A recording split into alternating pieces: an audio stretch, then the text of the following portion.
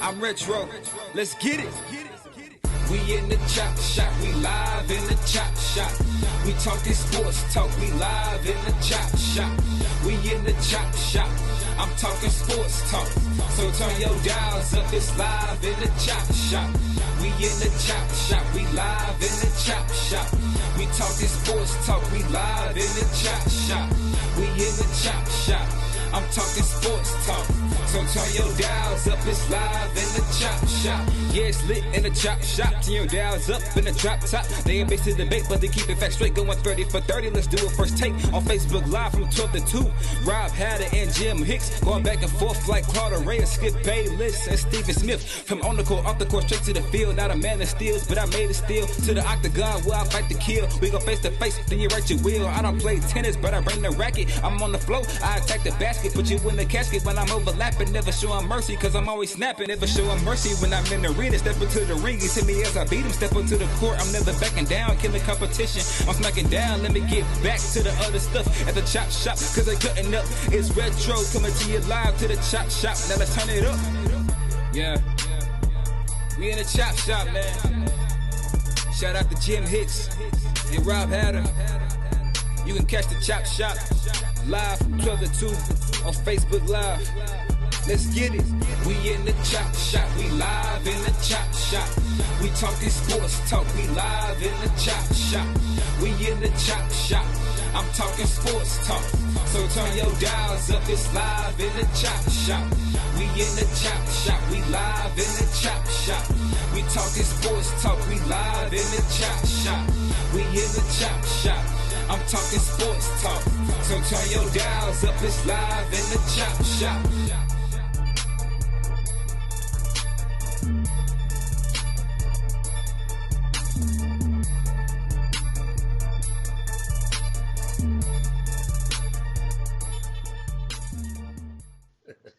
H-Town, what's up? You know what time it is. It's time for the best 120 minutes of your day. The Chop Shop, the nation's #1 urban sports talk show, and also, hold on a second, my hat, your midday sports happy hour. Yours truly, Robert Hatter, alongside Jim Hicks, coming to you live from Houston, Texas. But we're broadcasting all over the world on two unique platforms simultaneously. We broadcast on Facebook Live and also YouTube Live at the same time. It's amazing. We got a great day out here. First of all, I like to start off, shout out and a very thanks to the first responders, the medical field, the supply chain. I thank y'all. I thank y'all so much. I pray for y'all every night. We appreciate y'all. The Chop Shop appreciate y'all for the things you do. I'm watching the things you do. But guess what? Jimmy, it's Baby Friday. And guess what? It's NFL Draft Day. A beautiful Thursday in Houston, Texas. Jimmy, there are so many late breaking rumors. The Dolphins have discussed trading for left guard Joe Tooney from New England. They have explored trading up. They're taking offensive tackle, according to a report. I'm going to put it like this, y'all, and I'm going to leave it right here. Here, I got two predictions for the draft. Okay, just two predictions, and y'all come at me. I might be wrong, but I just got these going to be my predictions. Just like Jimmy, you had your rankings and they come back and get you. These are my predictions, right? And I don't mind. I know one thing. Joe Burrows is going #1 to the Bengals. That's for sure. Okay. Then I know, here's my other thing. And Miami, remember I told you this. Miami is going to win the night and the weekend. Jimmy, 14 picks, 3 in the first round. The New England connection and the team knows what they're doing. It doesn't take long, y'all. Remember, the league is trying, Jimmy Hicks, to help the bad teams. I know we got special guests coming on very soon, but I got to give people, let these people understand this NFL. The league tries to help the very bad teams, okay? That's why it's inexplicable that the Cleveland Browns have been so bad this long.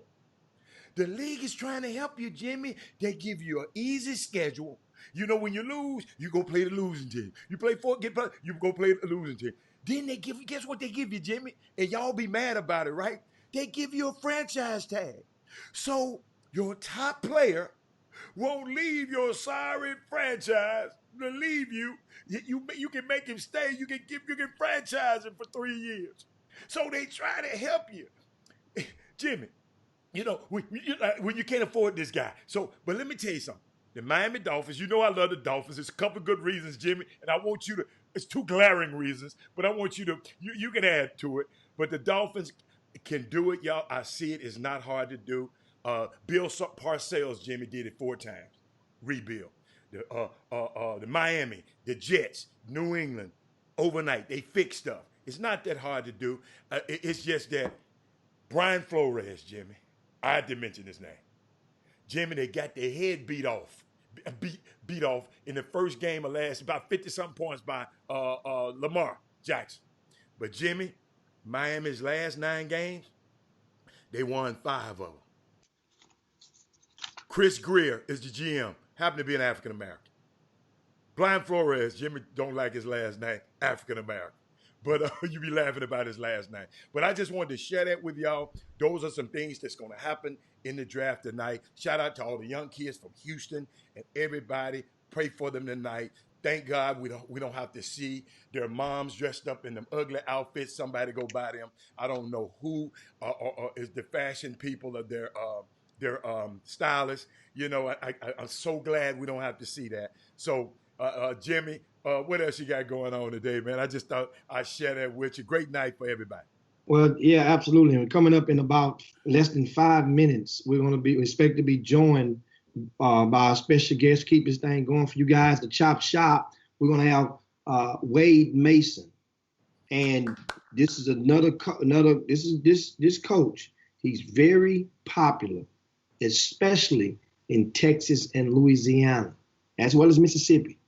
Okay. Very popular. He's from New Orleans. So, you know, you're gonna get that Desire Project up out of him every now and then. You're gonna feel it coming through the pipes, right? And the thing about him is that just a few days ago he rang the bell, signaling that he had kicked cancer's ass. So this is an opportunity, the Chop Shop, this platform, to be able to give Coach Mason, as we do a lot of people, give them their flowers while they can smell them. And also understand, he was at SFA. SFA, remember, the same team that started this season off back in the fall, going up to Durham, Carolina, and kicking Duke's ass. Remember that? You remember that game? The kid from the Bahamas, Bain, gets the steal, hit the layup at the buzzer. That's right. Right? Right. You guys remember that. So, and this through all of the turbulence and the tribulations from this team, they finished ranked number 26 in the country, which they won the Southland. SFA only lost 1 game in conference. Wade Mason is a gigantic part of their success. And the thing about it, they recruit Dallas, they recruit Houston, they recruit San Antonio, the ASAC area, they recruit Louisiana. If you could play, they're gonna find you at SFA, and which is in Nacogdoches, Texas. That's about an hour and 40 minutes northeast of Houston. So once again, and you guys make sure you get your questions for him.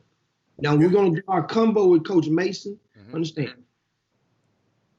You know, it's a lot of times physically you don't feel like you're in the best, even though your spirits are good. You don't feel physically. You don't want to get yourself all together. He's just coming off chemo, his last round of chemo. So, with all respect, we're gonna have the conversation via cell. You know, you're gonna call into the eye. Yeah. You know, you guys don't want to see him with the, you know, with right now with his gown, whatever. You know, and just let him. So we still going to embrace him through these airways. And Jimmy, we got some alumni, SFA alumni. Trina Williams Mouton is on there. She said, Really? she said, AKA Naka Nowhere. Nacogdoches Naka Nowhere. Shout out to Jimmy. Let me give a shout out to my first five before we go anywhere. Todd Holmes, Tyanda Holmes, Quincy Wiley, Derek Johnson, and Martin Vaughn. You know, it was across. Some was on the YouTube, some was on Facebook. I'm just loving this, Jimmy. And Jimmy, I want everybody to take a look. Jimmy, on the bottom of the screen, I got something for him, Jimmy. We don't have to do it, Jimmy. On the bottom of the screen, Jimmy, it's about to come back. It's all right. It's gonna come up. Yesterday's top chatters. The top 5 posters. Yes. On YouTube and on Facebook. We got something new for you. You know, every other day the Chop Shop, we come out with something. It's like, remember Rocky and Bullwinkle? Let me pull a rabbit out of my hat. That's what we did to you today. You remember that old cartoon, guys?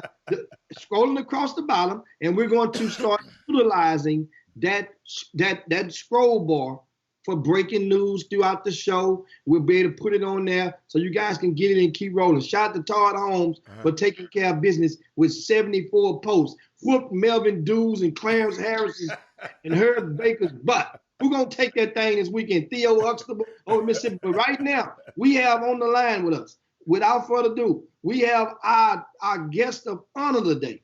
And a guy that, hey man, let me tell you something.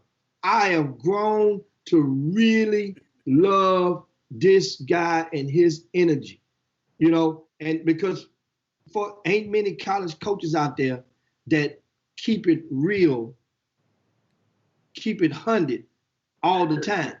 This one right here, and it's like there's a certain language. If a guy ain't keeping it 100, then it's kind of hard to talk with him if you keeping it 100 without getting frustrated, because you know this dude over here stunting. You know he faking. So when you're talking to a guy that's keeping it 100, keeping it a buck, it's easy to converse with them because they know what you're saying. You don't even have to type the whole sentence out or say no. They know certain things. And that is Wade Mason. Welcome to the Chop Shop, buddy. What's going down? Man, appreciate y'all for having me, man. How y'all doing? We're doing great. What's up, Coach? Man. Coach, I'm just glad to hear your voice, baby. You just don't understand. I'm just glad to hear your voice. Man, you make me proud. I'm beaming with joy right now. Long time coming, man. Long time coming. Yeah, man. I mean, this is so now this past week, you rang the bell. Yes, sir. And I think you what MD Anderson Hospital down in Houston? Yep, down at MD Anderson. So take us through that day. What goes in, what ringing the bell for those who might not be aware and understand the significance of ringing the bell? How many, you know, what does that signify? I mean, it was a celebration, man. I remember my very first chemo treatment. I'm there, man. When I tell you, my whole family was in there. My whole family, the staff from Stephen F. Austin, and it was tough. And I'm going through my first chemo, and I'm struggling. And outside my room, a lady rings the bell, her and her family. And I asked, what is that about? And they told me, you know, when you come through this thing, that's signifying that you made it. And the part I want you to understand is that phrase "made it," because the reality is a lot of people don't make it. A lot of people who was in my group, a lot of people who was on my floor, they don't make it. I mean, they know going in that the cancer that they're dealing with is terminal.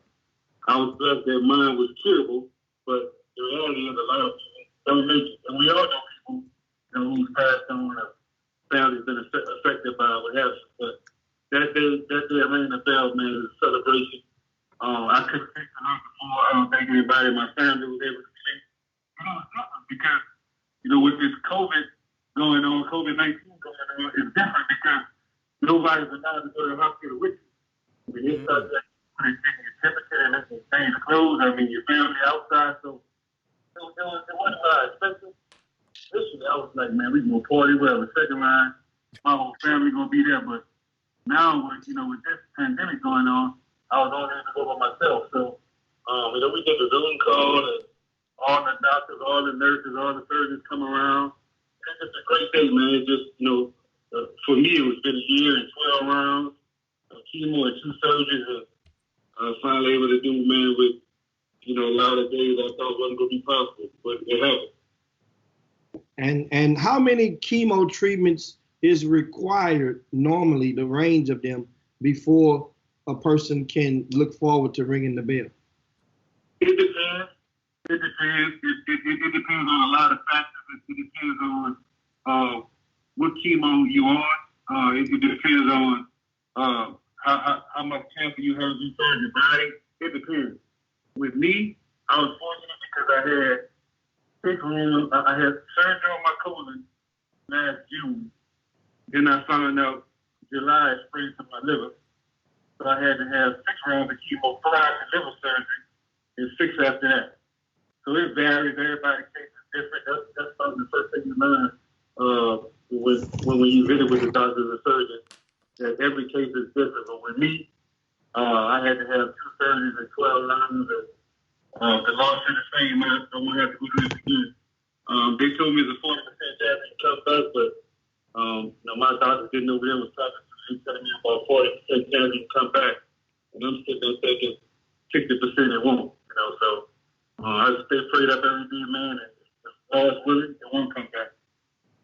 And meanwhile, man, of course, we want to let you know and take out the time to let you know, of course, everybody in the Boomer Room, they're expressing their warm wishes and congratulations for you just clearing this hurdle or this speed bump in your life. And, shout out to Glenn Smith, as we see him in the YouTube page right there. He sends his warmth towards your Glenn up in DFW with the Thanksgiving Hoop Fest. And but now, Coach Mason, you throughout this season, you basically took a sort of a leave during this basketball season.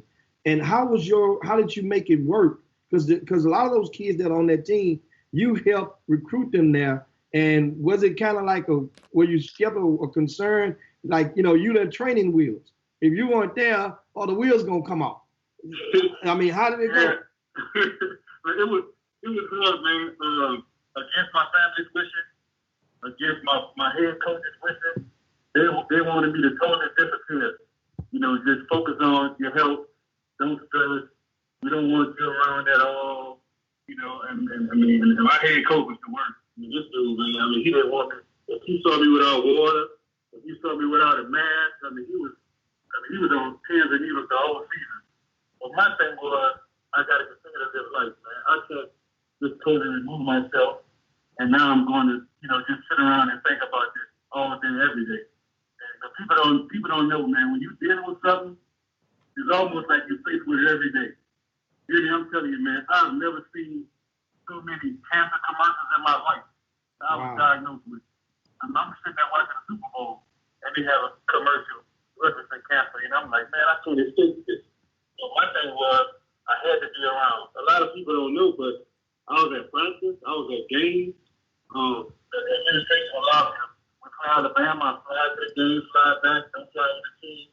Okay, they allowed me to fly there by myself and fly back. So they knew it was business for me. But I had to be around. And just, when I was first diagnosed and now our players know, just to look at their faces, man, I could not be around. And there was no way I could leave those dudes. Like you said, half of them, I had a part of the recruitment firms and they passed out, be around, and be there for their rocky days. And I had to be there, but I tell you, it was some bad blood with my family because they didn't want me around at all. They thought I was putting my health on the back burner. My doctors had a major problem with it. And I just couldn't do it, man. I had to do it for my sanity. I had to be around. Now, the days I felt bad, I would say, man, those days I felt like I was going to vomit in the middle of practice. I was going to stand close to the trash can, take me a bottle of water on the bench. But I had to be around every time I had to do. I couldn't even separate myself. You got to see it in that life, man. Yeah, and looking on the feed right now, and I got a comment I'm going to read from in the Boom Boom Room for you. It says that I'm going to tell you who it is after I read it first. It says, I'm second lining over here and everything. He say, Coach Wade was scheduled to come on the Chop Shop last year, right? And and he called and say, I'll be on the show in 2 days. It's crazy, but the following day, I received a call from Coach Cox informing me of what was transpiring with Wade, and I was totally devastated. As you are aware, I lost my dad to cancer in December of 2018. And so this is very special for me. I love your brother, signed Herb Baker. Sends that out to you. And my man. yeah, I mean, it's this thing. So the reception that you received from amongst your college coaching fraternity, how does some people, I mean, how has it been with those on that side of the fence? Oh man, I'm telling you, Jimmy, it was unbelievable, man. When I tell you, I'm not gonna say every college coach, but pretty much every college coach reached out. College coaches, head coaches' wives, ADs. I mean, it was nuts, man. It was overwhelming. And I had to. It was hard responding to everybody because it was so many, but I had to respond. Because I was so appreciative of, the outpouring love, man, and prayers. But it was crazy. I ain't never seen nothing like it. I mean, every single day, 20, 30 texts a day, with people calling and me saying the prayer with them over the phone. Herb was one of the first people I spoke to when I was diagnosed, and he told me the leg. I mean, it was so many occasions, so many different people. I mean, you would reach out probably once a week and hit me with some crap. I mean, there was so many people, man. It was an outpouring, a huge outpouring of love and affection. I could never thank the people enough. Everybody, man. We played Duke. Those guys come out before the game, Coach Cam, everybody. I mean, everybody. Guys, we didn't play. It was nice. And for the people that didn't hit me, they hit my family members, they hit Coach Keller, our staff, NBA coaches. It was nuts, man. But all that got me here because those prayers got me to this point. I'm telling you, it was a million days, man, where I wanted to quit. Many days I just got tired of going through it and vomiting and excuse my French, but the diarrhea and you're alone. You're alone a million days, man. And, a lot of those prayers got me through. A lot of them. So now, moving forward with colon, what advice do you have for people out there who are listening and watching, as far as getting some preventive maintenance applied to themselves to prevent going through this? Man, when you talk about phone calls from college coaches, that was probably the number one call I got, to check and see how I was doing, to say a prayer and to find out what could they do. And for me, number one would be listen to your body. I didn't listen to my body, man. I knew something was wrong years ago, but man, we know when, to run to the hospital, run to the doctor. I was ready to take it over. When I fell and hurt myself or bumped my head or whatever, I couldn't go inside and tell my mom I had to get over it. So it's hard to shake as you get older, but it's hard to listen to your body, and I didn't. I'm not going to say I brought it on myself, but if I went to the doctor years ago when I first started having effects, I probably could have avoided this deal. But I would say listen to your body first. And second, man, get to a doctor as soon as possible and get a colonoscopy, because it's better to know up front and get ahead of this thing than to find out and then it's too late. So I would say listen to your body first, and a colonoscopy would be number two. My mom actually told me in 2011 to go and get mine, and I didn't listen. Go ahead, man. What they say, go ahead, me first, but I'm a living witness. My mama told me in 2011 to go. And I was like, I'm not going to no doctor. I was an athlete. I've been healthy all my life. Ain't nothing ever been wrong with me. I'm not going to the hospital. And, who's to say if I did that back then in 2011, I could have got ahead of this thing and avoided all of this. But, something that the Lord had to take me through, man. And I couldn't cry. I mean, like I said, my daughter has sickle cell, man. So for me to cry about having this, and I got to watch her go through that, I'll be a sucker, man. Man, and hey, man, once again, man, we appreciate you having the strength just to be here to share with us. Now let's switch gears because you still don't get it twisted. You didn't have no disrespect. You didn't have cancer in the eyes. You saw very well what was going on with this SFA and the Lumberjacks this season. That game, that win on the road versus Duke. You were supposed to meet the team somewhere. Tell us, and how did that provide enough energy to push you through this season? Well, going into the season, man, I had aspirations of just going on with life with no one. I'm telling you, man, I think Coach Keller, I can't thank Kyle Keller enough. The dude, the hard conversation he had to have with me, that I didn't like at the time. I thank him so much because it's almost like a player, man. When you know a kid hurt and they still want to play, and you have the favor from yourself. He saved me from myself. I mean, the dude told me, "Wait, forget basketball. Forget basketball. Do what you can, but forget basketball. Do what you can to help me. Do what you can to help the staff. Do what you can to help the players. But this can't be 100%. What you think about that? You're not making 55."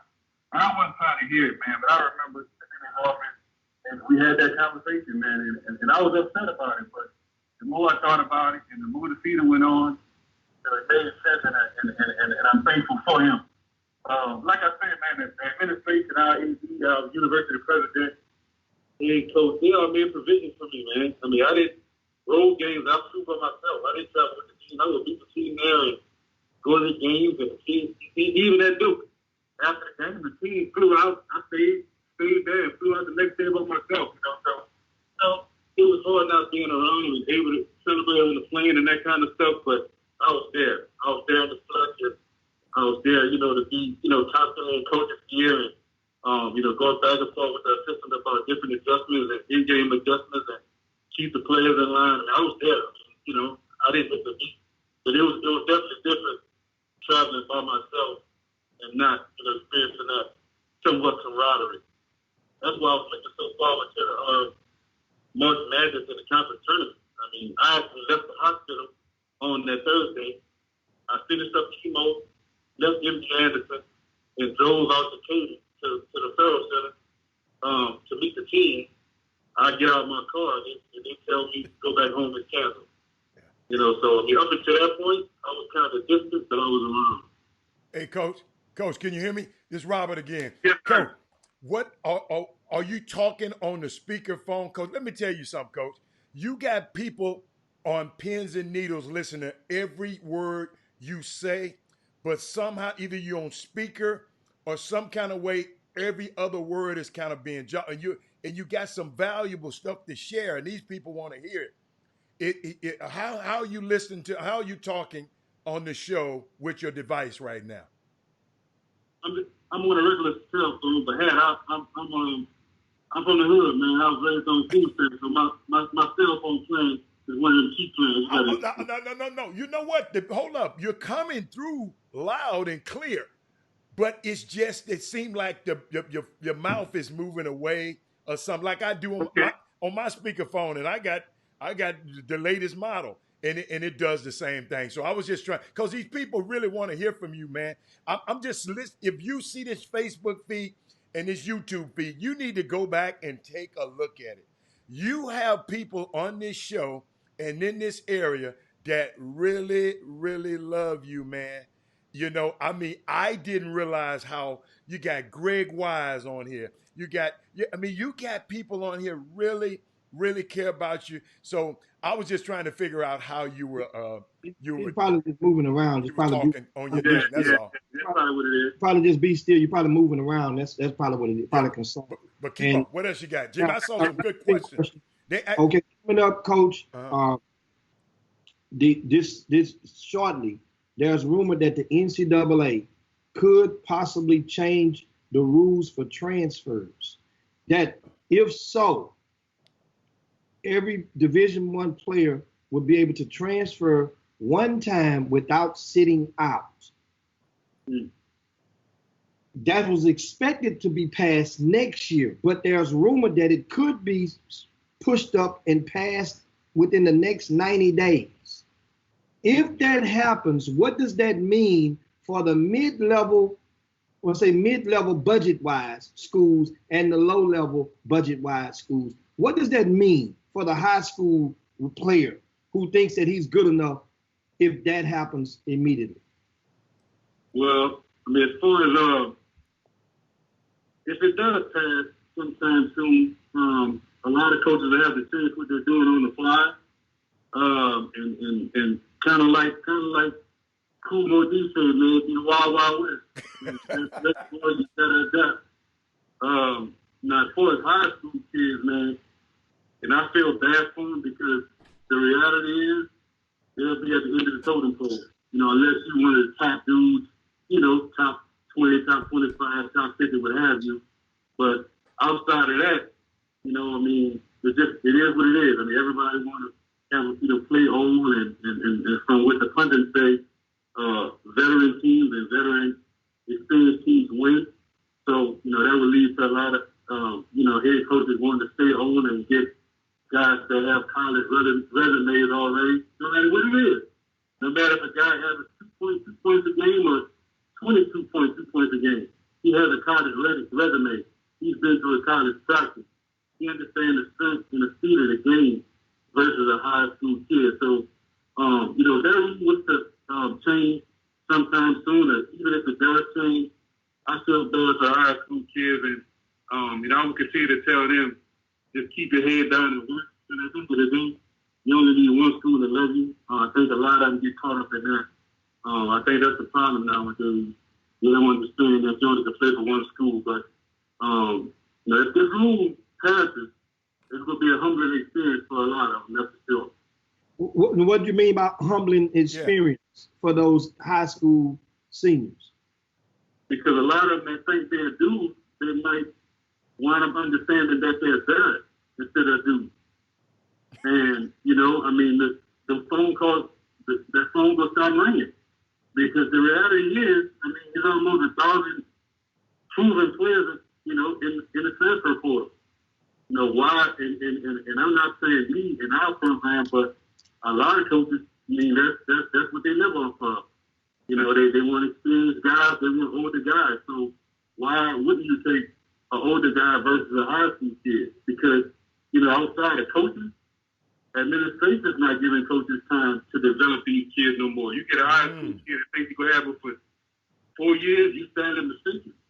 First, if you're not winning, you know, so a lot of people want to get the ready-made players that can come in and understand and win right away and do what they got to do to feed their family. So I think that hurts the high school kids the most, but you know, I encourage them, man, to keep their head down and keep working because as we know, things go come. That's for sure. We just don't know when, but things go come. That's unique, Coach. And you just said, so your advice to those young high school seniors, keep their head down and they just, and guess what? They have to take this game a little bit more serious to me, Coach. They can't play around. I mean, they got to be ready to, they got to be ready to compete day one when they get on the campus. If the coaches, even if the coach extend them a scholarship, guess what? If a coach come and get one of those older players, he got to compete with that older player, even if he make the team. So guess what? If he get mad for that 1 year because he's not playing, Coach, I tell you one thing to me, players got to be a little bit more patient now, I think. Well, I think you're spot on. I think they got to be a little bit more patient, but they also have to mature faster. Okay. They have to mature faster and understand when you get to college, you're competing from day one on the track doing conditioning, in the weight room, in the gym doing individuals. You are competing because that entire staff is watching. And every minute, every day counts. And like you said, at some point, you're going to have to run across one of those older players that has a college resume. And what you going to do? You will fight or fold. You know, but that's what it's going to come down to, whether you will fight or fold with. That's just the reality that they're facing soon. I'm not sure when, but You know, like I said, man, keep the head down, keep working. You only got to find the right situation for you. And, Coach, I got to add this, Jimmy. I'm sorry. I just want to add this because I just had a conference over the last week about a player. Coach, explain this to me, man. How can you be blessed enough to be on one of these college campuses like y'all's, be able to play at some point, and then sometimes then you see the kid not playing, then you wonder what's happening because you know the kid playing. Coach, guess what I've been finding out, Coach? A lot of these guys are not competing in the classroom and in bad shapes academically, Coach, and they can't transfer. If you in bad, you can, but it's hard for them to transfer. Coach, I just got the last 2 days because I was wondering, Coach, why didn't the guy play as much? Robert, I'm gonna tell you, he wasn't doing nothing in the classroom. Those other things on the college campus got to him. And I know the mamas couldn't know because the mamas at every game cheering for their baby, but their baby sitting over there on the bench, Coach, and everybody wondered why he ain't playing. He going to be in the transfer portal. But let me tell you something, Coach. A lot of these guys in that they put themselves in that transfer portal because they don't do that. Coach, please talk about that for me, man. Yeah. Well, I tell guys all the time, and you know, I might hurt their feelings when I tell them this, but hopefully one day, you know, when they graduate and they got a family of their own, or they coaching, you know, they can always resort back to what I told them. But I tell them all the time, man, make sure that your baggage and that you're not more trouble than you worth. Because the off the court stuff come before on the court. And no coach in the country is going to play a guy that they don't trust off the court. They're just not. Because they can't trust him. And me personally, I always have a problem with someone who claims to be a competitor but not competing in the classroom. I got a serious issue with that. If you're a competitor, you compete in everything you do. I mean, I know I do. I mean, I find myself sometimes when I'm walking trying to beat my shadow. I like that, Coach. For you to be a student athlete and understand student first, you're not an athlete student, you're a student athlete, and you're not competing in the classroom. I have a serious problem with that. I actually take that personal because at some point, you know, the ball will start bouncing, man. And for you not to take advantage of the opportunity to get a free education, and if you handle your business, you could possibly get your master's degree for free. I have a major problem with that. You know, when you have parents out here struggling, taking out parent plus loans and student plus loans for their kids to go to school, and here you have an opportunity for a free ride, and you don't take advantage of it. I have a major issue with that. So, you know, for me, dudes that don't compete in the classroom, I really don't have too many conversations for those dudes. Okay. Coach, we got a minute left. Anthony asked you, can you explain the biggest adjustment that high school players have to make when they step foot on the college campus? What do they normally struggle with the most? And also, on our YouTube feed, Daryl asked you, how is the Klein Forest duo doing over at SFA? Kyrie McDaniel and Calvin Solomon. Well, to answer one of the first questions, one of the biggest adjustments is the speed of the game. Because, you know, I mean, of course, they don't play with a shot clock in high school. You know, so when you get to college, everything changes. The pace changes. You know, you don't have as much time to think and survey the court on the defensive side or the offensive side. So the speed of the game changes definitely because of the shot clock. And I think, you know, having a shot clock in college would help that learning curve. But that's definitely one of the major adjustments. It's many, but that's one of the major adjustments. And as far as that Klein Forest duo, man, they're doing good, man. Calvin actually started a few games this year, played well. Got better every game, got better every practice. And Kyrie raised there this year, but even though got better every practice. And you know, the thing with those two, they're natural born winners, and they want to learn. When you have guys that want to learn and they don't think they know it all, they can't help but have some success. So they're gonna be good. They're gonna be good for us, man. There's two dudes that took the right fit for them. They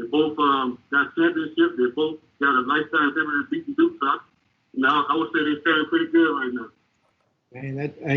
And you guys keep that H-Town pipeline going and one of the things Heather mentioned earlier, due to the fact that Greg Wise reached out and still shows warmth for you.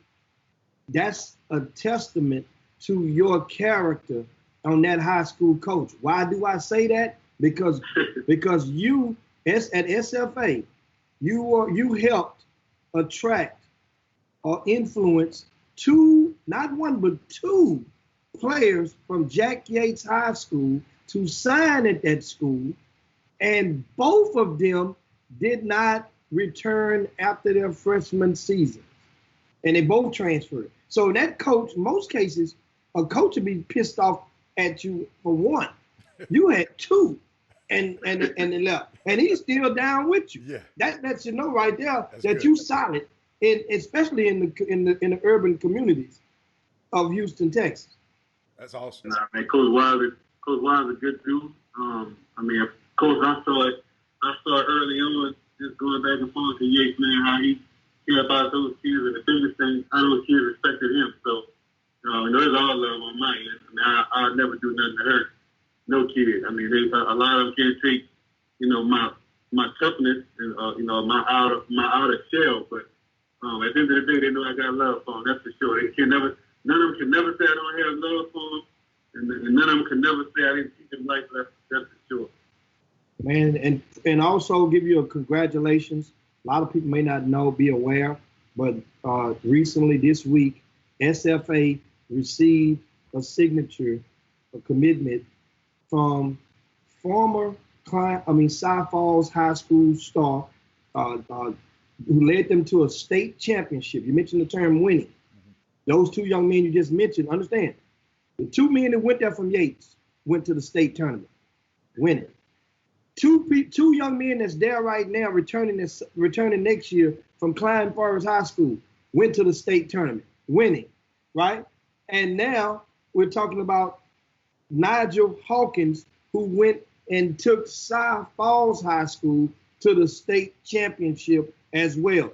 He's transferred from UTEP to SFA, and how huge is that? Remember, SFA guys, in case you wonder, they went 28-3 this year. They won 15 in a row. They beat Duke at Duke. That ain't the only big time Power 7 win they had this season. 28-3. Now, what does Nigel Hawkins bring to the table? I mean, I can't really speak on it much right now. He hadn't signed. He hadn't signed yet. Okay. He hadn't signed? Yeah, but I will say this. We lucky, we blessed, and we excited. Okay.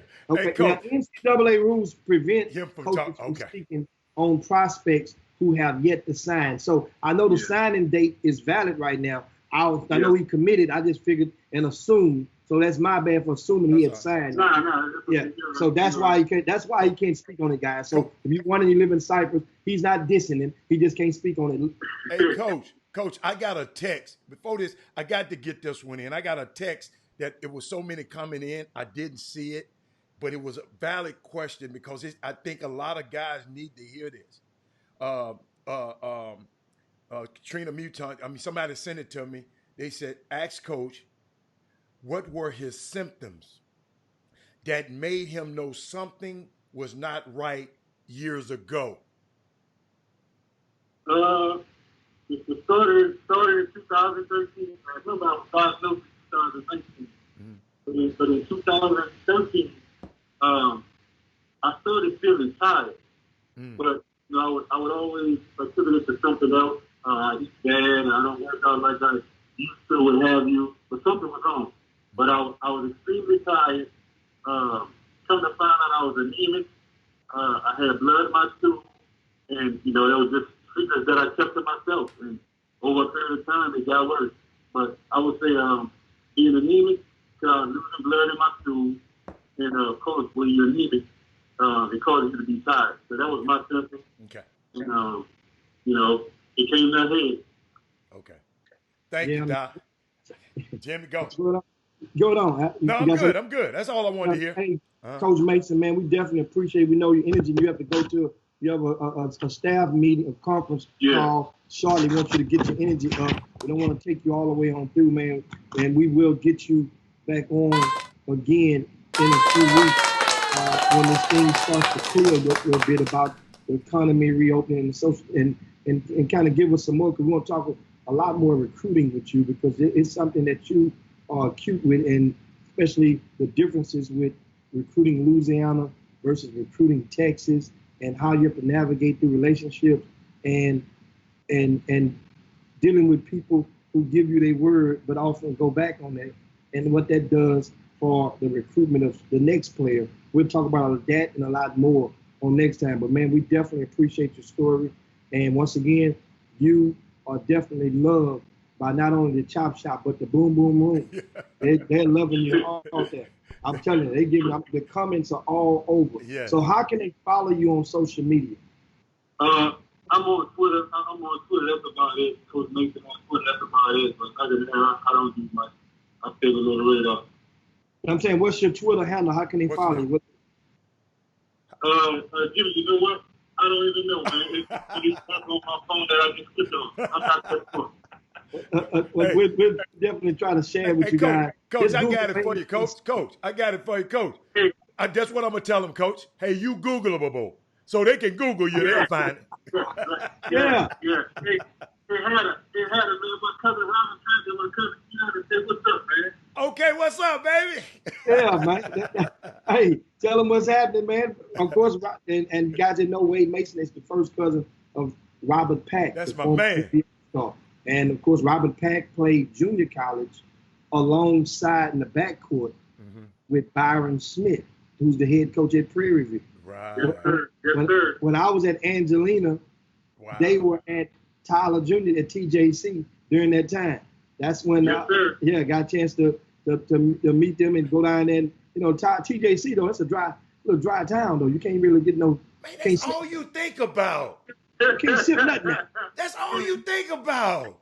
But boy, you get out the car and get some gas at the gas pump. You know what you can smell. You get a contact, and it's out there. That's all. Ain't got nothing else to do. It's down there in Tyler. Oh, man. But anyway, Coach, thanks a bunch, man, for joining us on the Chop Shop. Coach Wade Mason, guys, we appreciate that, man.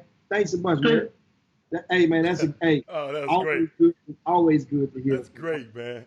You guys did great by showering him with the warmth. Now, we want to remind you in about 8 minutes.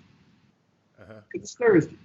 And every week, we promised you last week, we will start acknowledging and having at least one student athlete on the Chop Shop every week, right?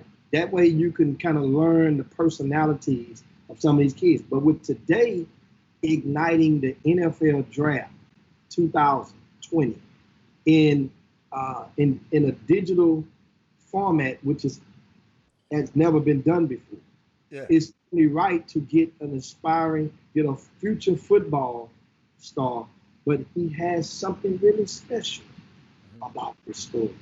And that is, number one, not to mention this, don't get it twisted.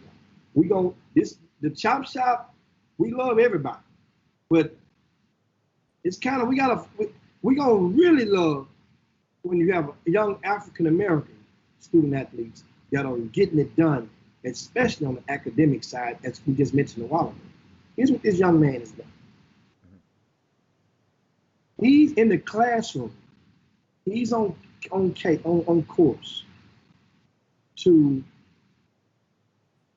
attain his associate's degree by the time before he walk across the stage and attain his high school diploma. Say it again. He's in 11th grade right now. That means he's a rising senior. But when he march in 2021, he will march across the stage with 2 degrees. Remember now, because college spring semester ends way before the high school term ends. They're taking final exams in college, right?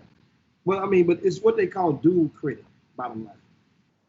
So dual credit, a lot of schools around Houston have dual credit classes, and this is one of the benefits of it. So I say, let's give this young man the energy he needs, because He's academically, he's trying to aspire possibly to go to the Ivy League.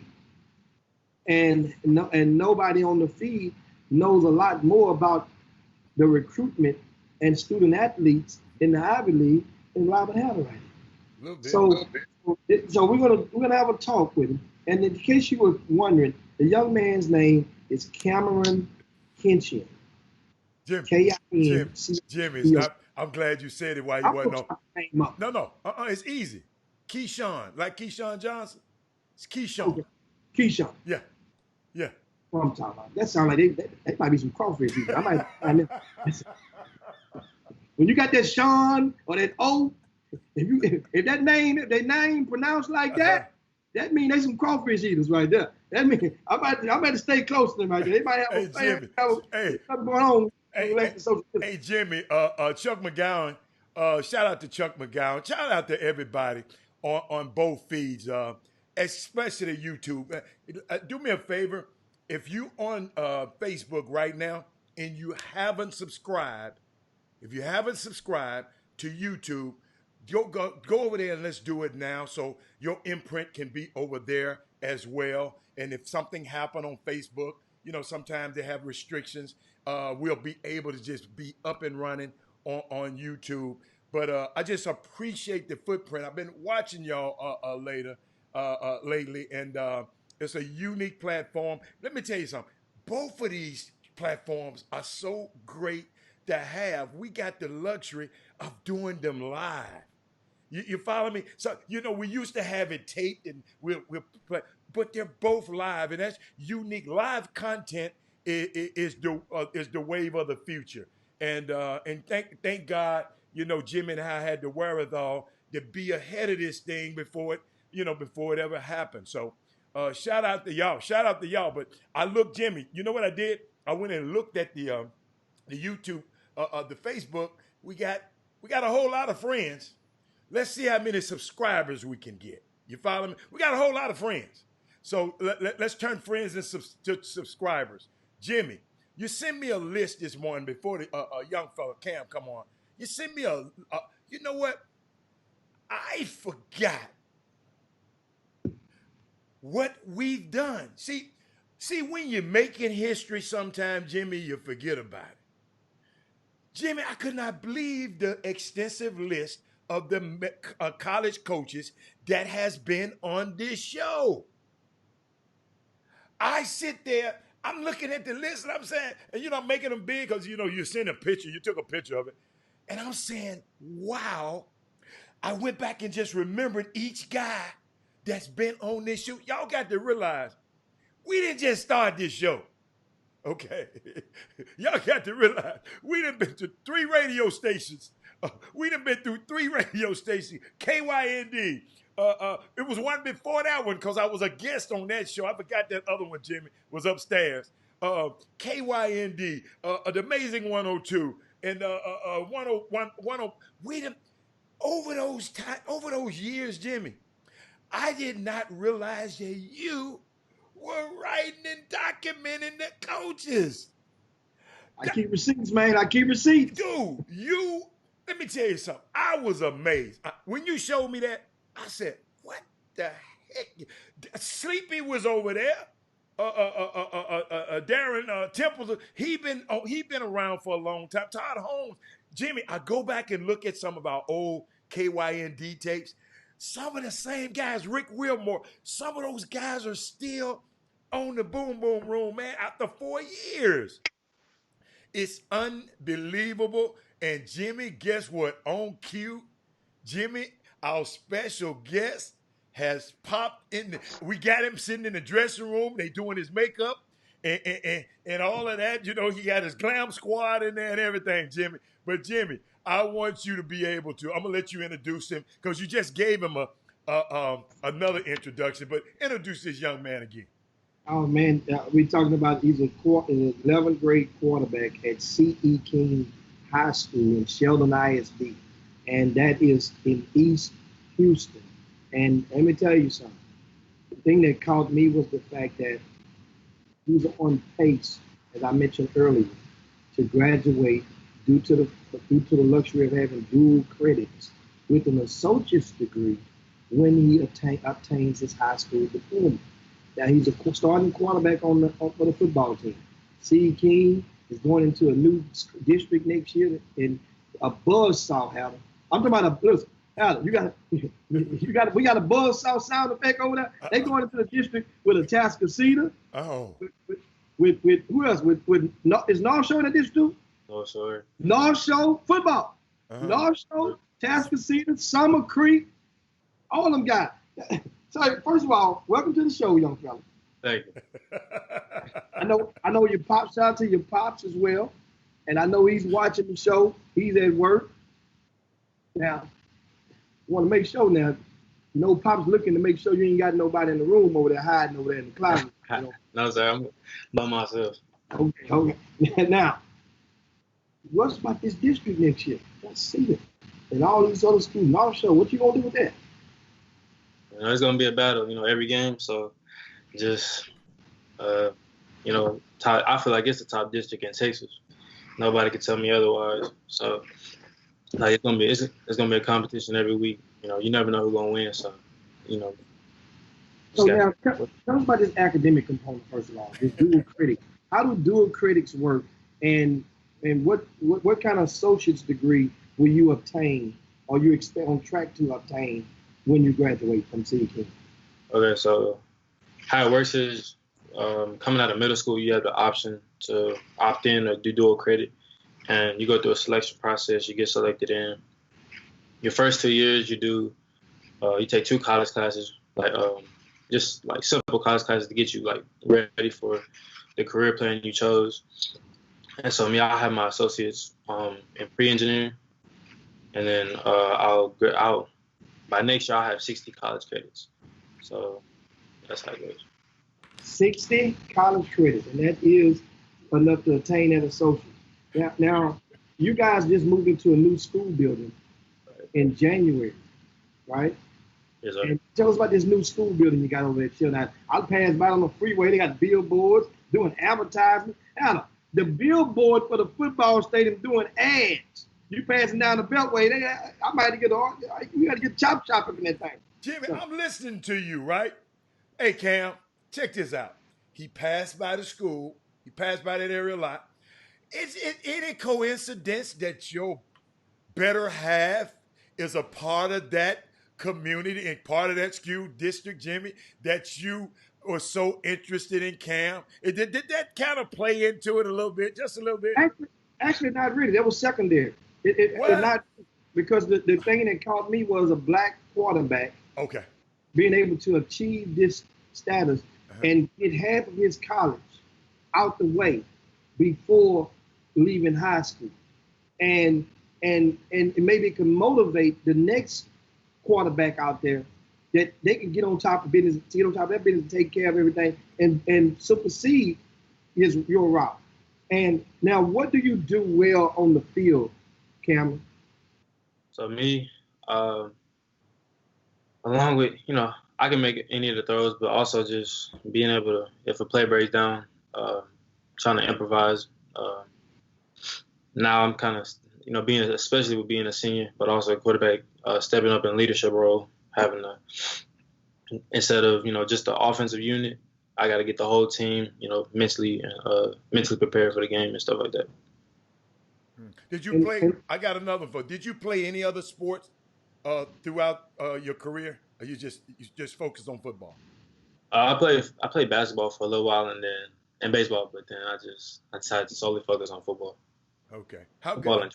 I got another one. Have you heard of Kyron Drones? His dad's always watching the show. Are you familiar with him, or do you know? Yeah, we had the same quarterback trainer. Oh, okay. You really in the family then? Okay, I like that. So give us a scout for Kyron Drones. Like, which mean you want me to like break him down or like break him down? Yeah. You know, he can make all the throws. Yeah. You know what I'm saying? Fast, strong, so big. He led him to 16 or 15 and up. So, you know, he's doing things right over there. So, you know, shout out to him. All right. And Now, Jimmy, since you just scouted him so well, give us a scout of you. You know, it's actually I can give you the scout from last year. Okay. Last year, I'll be honest with you. Mhm. I didn't play like I should have. I could have done things differently on the field. But this year, it's gonna be hard. It's gonna be hard to game plan for me because What? the work I'm putting in now, Uh-huh. It's it's gonna show. gonna be epic. It's gonna be So- epic. So Really? what are some of the things you said you had to work? You said, see, me funny because I never played football, but I watched it and analyzed it what did you see now that you wasn't seeing back then? Because I heard quarterbacks just the game slow down for them, and they see certain things. Their windows, they can see smaller windows and stuff like that. What was your what was your aha moment? Man, I can't make that play no more. What was your aha moment? Really, it's an instinct thing Okay. for me. Kind of just like when you go through a play, especially when you practice it a lot, you see what you see in practice, and then translate into the game. Mhm. You're trying to you have to already know like what defenses that your opponent runs and stuff like that. Mhm. And then sometimes, okay, you see the hole, but then you look, you see it, and then you like say you see a DB right there. It's like, Right. oh, okay, can I make this throw? If not, I go to my next read. So it's really like it's a game situation type thing. Okay, game within a game. So Jimmy, this is my next question. With your academic prowess, what are the schools? Because I've been hearing the Ivy League, and the reason I'm so when I heard the Ivy League, I just beamed with joy because I was blessed to have a student athlete that grew up in my house, my son, and he chose the Ivy League over other colleges. And guess what? In his whole life, I just love the young man he became. And tell me what colleges you're trying to. I mean, what you thinking about? Who wants you and who you want? So right now for me, I have Yale talking to me, Harvard, also the United States Merchant Marine Academy. They're in Kings Point, New York, and just the opportunities they provide after football, Mhm. just because those chances of going to the NFL are slim, even though, but having life on the back end after college is over. So I like the opportunity that provides, and then Georgetown. I have a D2 scholarship from Missouri S&T. Mm-hmm. Okay. So does it has to be Division One, or some kids out there now the D1 or bust? Because obviously, like I said, you just acknowledged your junior year, the numbers don't fly off the paper, but your academic component does. And what's your core GPA right now, and your SAT score? My unweighted is a 3.9. My weighted is a 4.63, and my SAT is a 12.20. You know what I'm saying? So that jumps off the paper. Now I'm looking at, as far as so what would I asked you a while ago, is it D1 or bust? Sometimes if you don't get D1, do you not just don't want to play at all, or would you take the D2? I'll take any opportunity. But like for me right now, with everything that I've got, like I said earlier, I kind of I'm considering the Merchant Marine Academy, like I said, just for the opportunities it provides after football. But we don't know what's going to happen in the next, 8 months. So right now, just keeping eyes open on all schools right now. I got to look that school up because you done mentioned that school twice.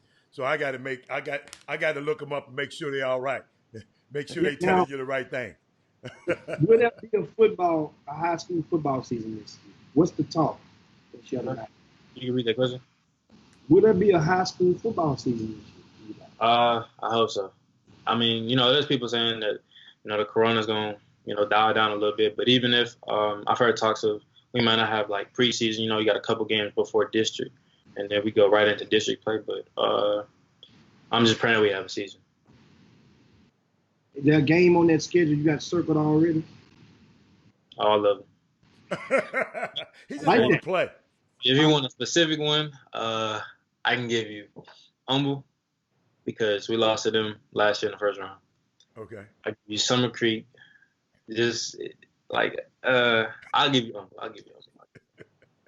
Okay, now, somebody has a question for you.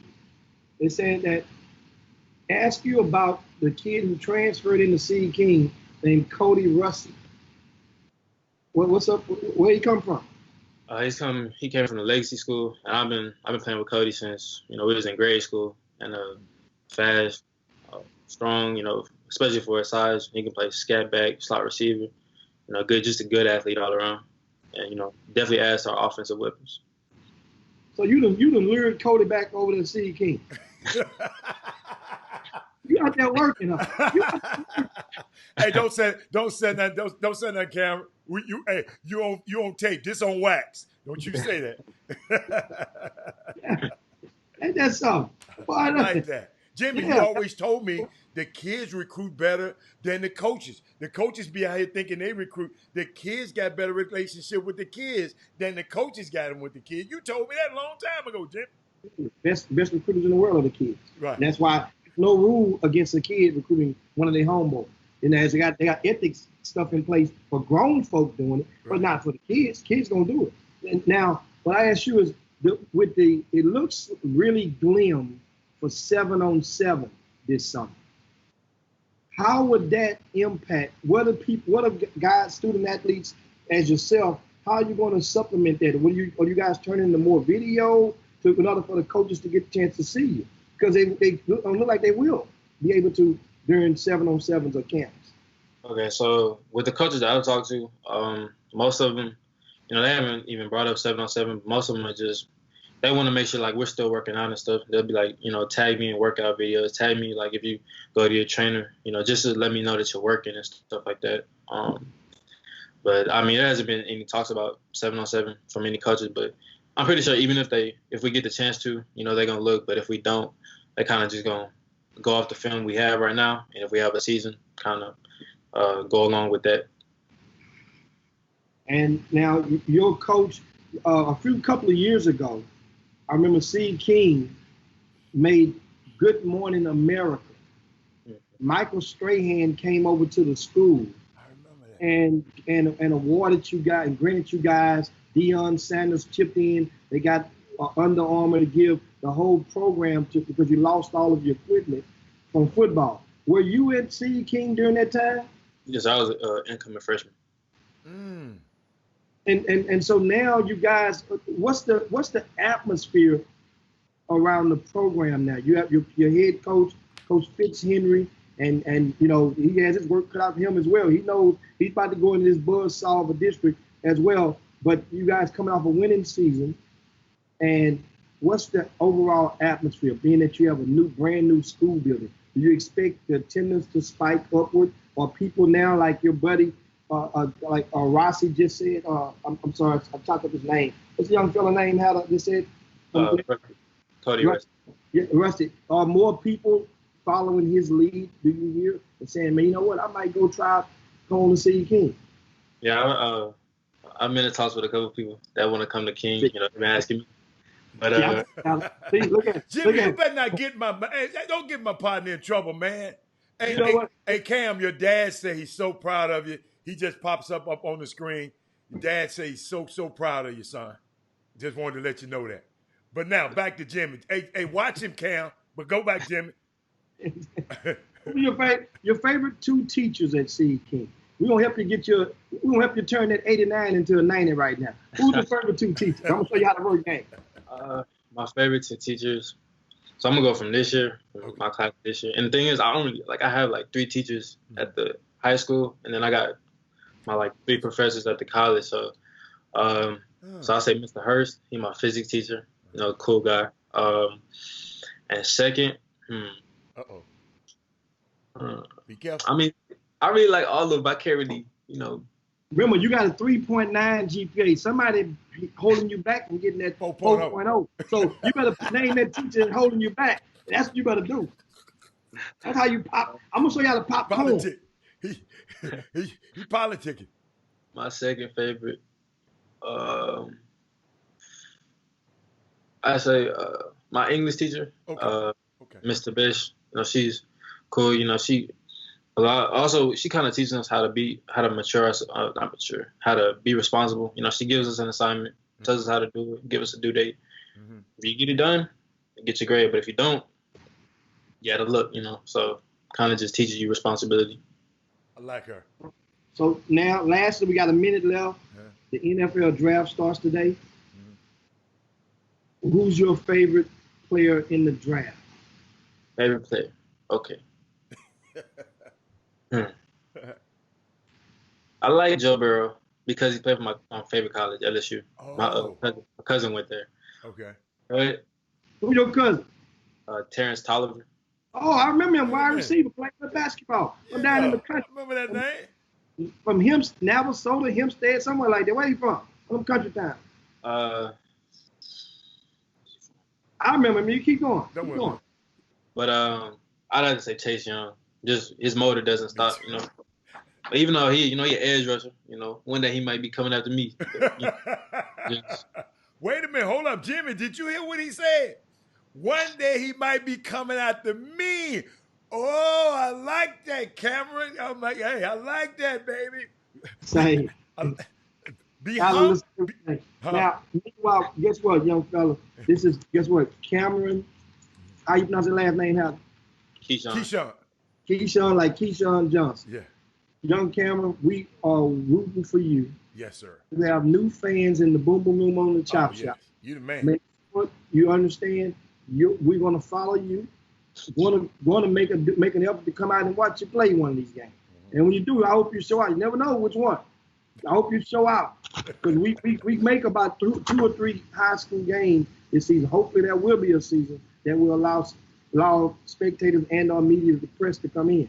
We want you to keep your head on. You're on a great track. Remember, in this thing, you're a student athlete.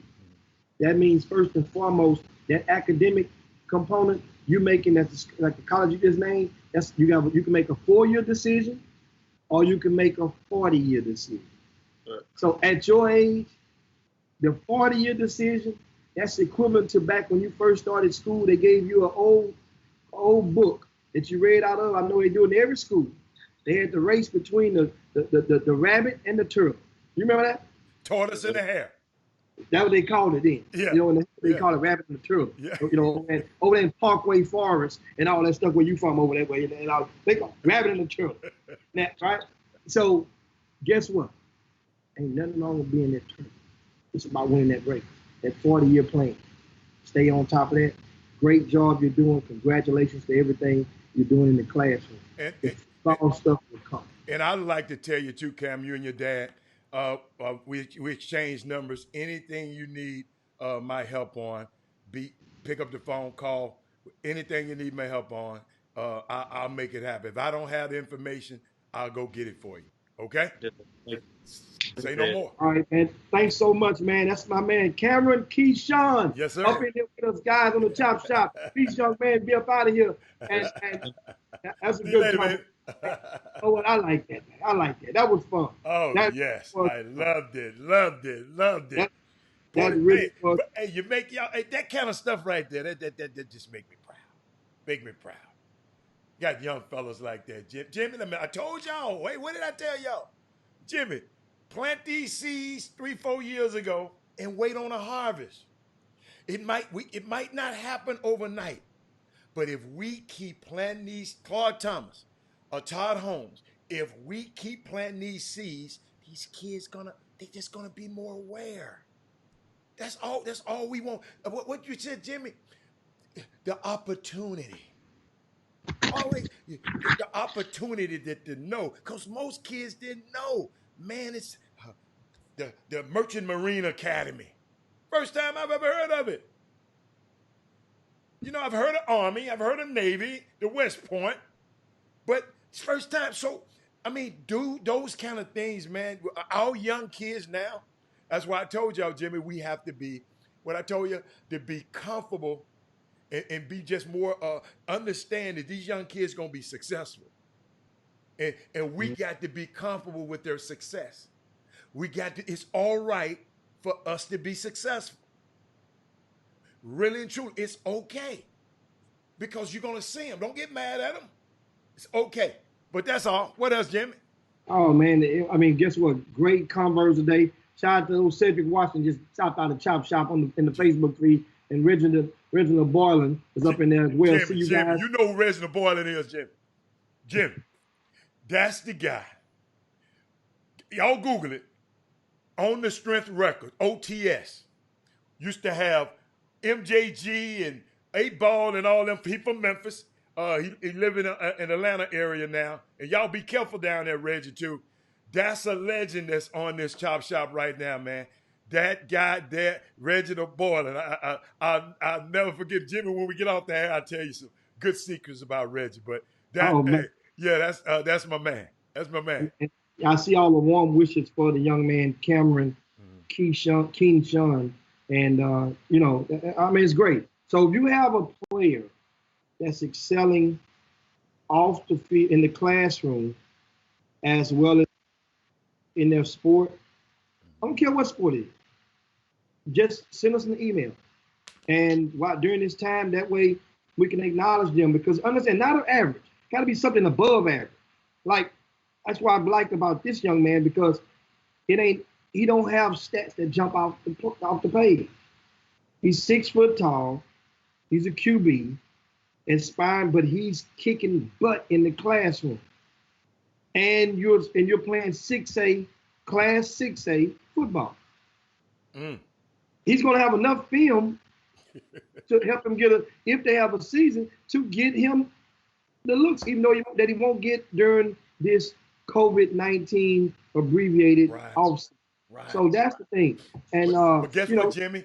He added his academic, check this out, his academic prowess made him more attractive. It increased his options. You follow me? Increased his options. He gonna have options. So I like that. Jimmy, you know he's a homer. Congratulations. I'd like to say this too. Nate Lacewell committed to San Jose State from the Legacy School. And another one, that's what another Coos Elite program, a young man that's going to college, man. Jimmy, that program is kind of busy over there. I've been looking at them on social media. Kind of busy over there with recruits.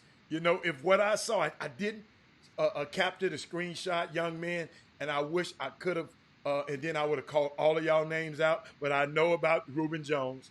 I know about De'Avian Houston, right? That's right. And I know about those two. Oh, yeah, Reuben, yeah. So, but that's awesome over there, that program, Coos Elite. And Jimmy, and it's not a sneaker program, right? It's not a sneaker-sponsored program. No, not sneaker-sponsored. Yeah, sneaker-sponsored program. They're doing great things over there. Shout out to that program and the mamas. And the mamas, they support them boys. It's unbelievable. It's unbelievable, South. And what it goes to show and prove is, here's the theory. Think about how much fun, first of all, winning is a big factor. Because if you're not winning, it ain't as fun. And we've had several independent teams that have came through Greater Houston, that came through a city near you, that have excelled. However, this particular one right here has 6 Division I basketball signings and a couple of more that are signed in football. As one of the kids from Jack Gates High School, what happened is, academically, the NCAA relaxed and waived the SAT college entrance exam requirements. So by doing so, a lot of kids who were facing being a non-qualifier automatically became qualifiers because they have to have a test score. So the young man, Darryl Brown, from Jack Gates High School, he the young man who scored like 27 points in the season opener when Yates beat, who was it? Who they played in the season opener? I don't want to talk about it. Keep going. You don't remember who they played in the season opener? Yeah, I know who they was, but I'm not going to mention the name. Keep going. and Jack Gates High School played Martin Ranch in the season opener. I said keep going. And that little young man hit 27 points. He was already a football star. He was already committed to TSU. Well, they decommitted because he probably felt whatever the reason. But guess what? He's back on. He's signed with them now. You understand the rigors? This young man, for kids like him, it's awesome.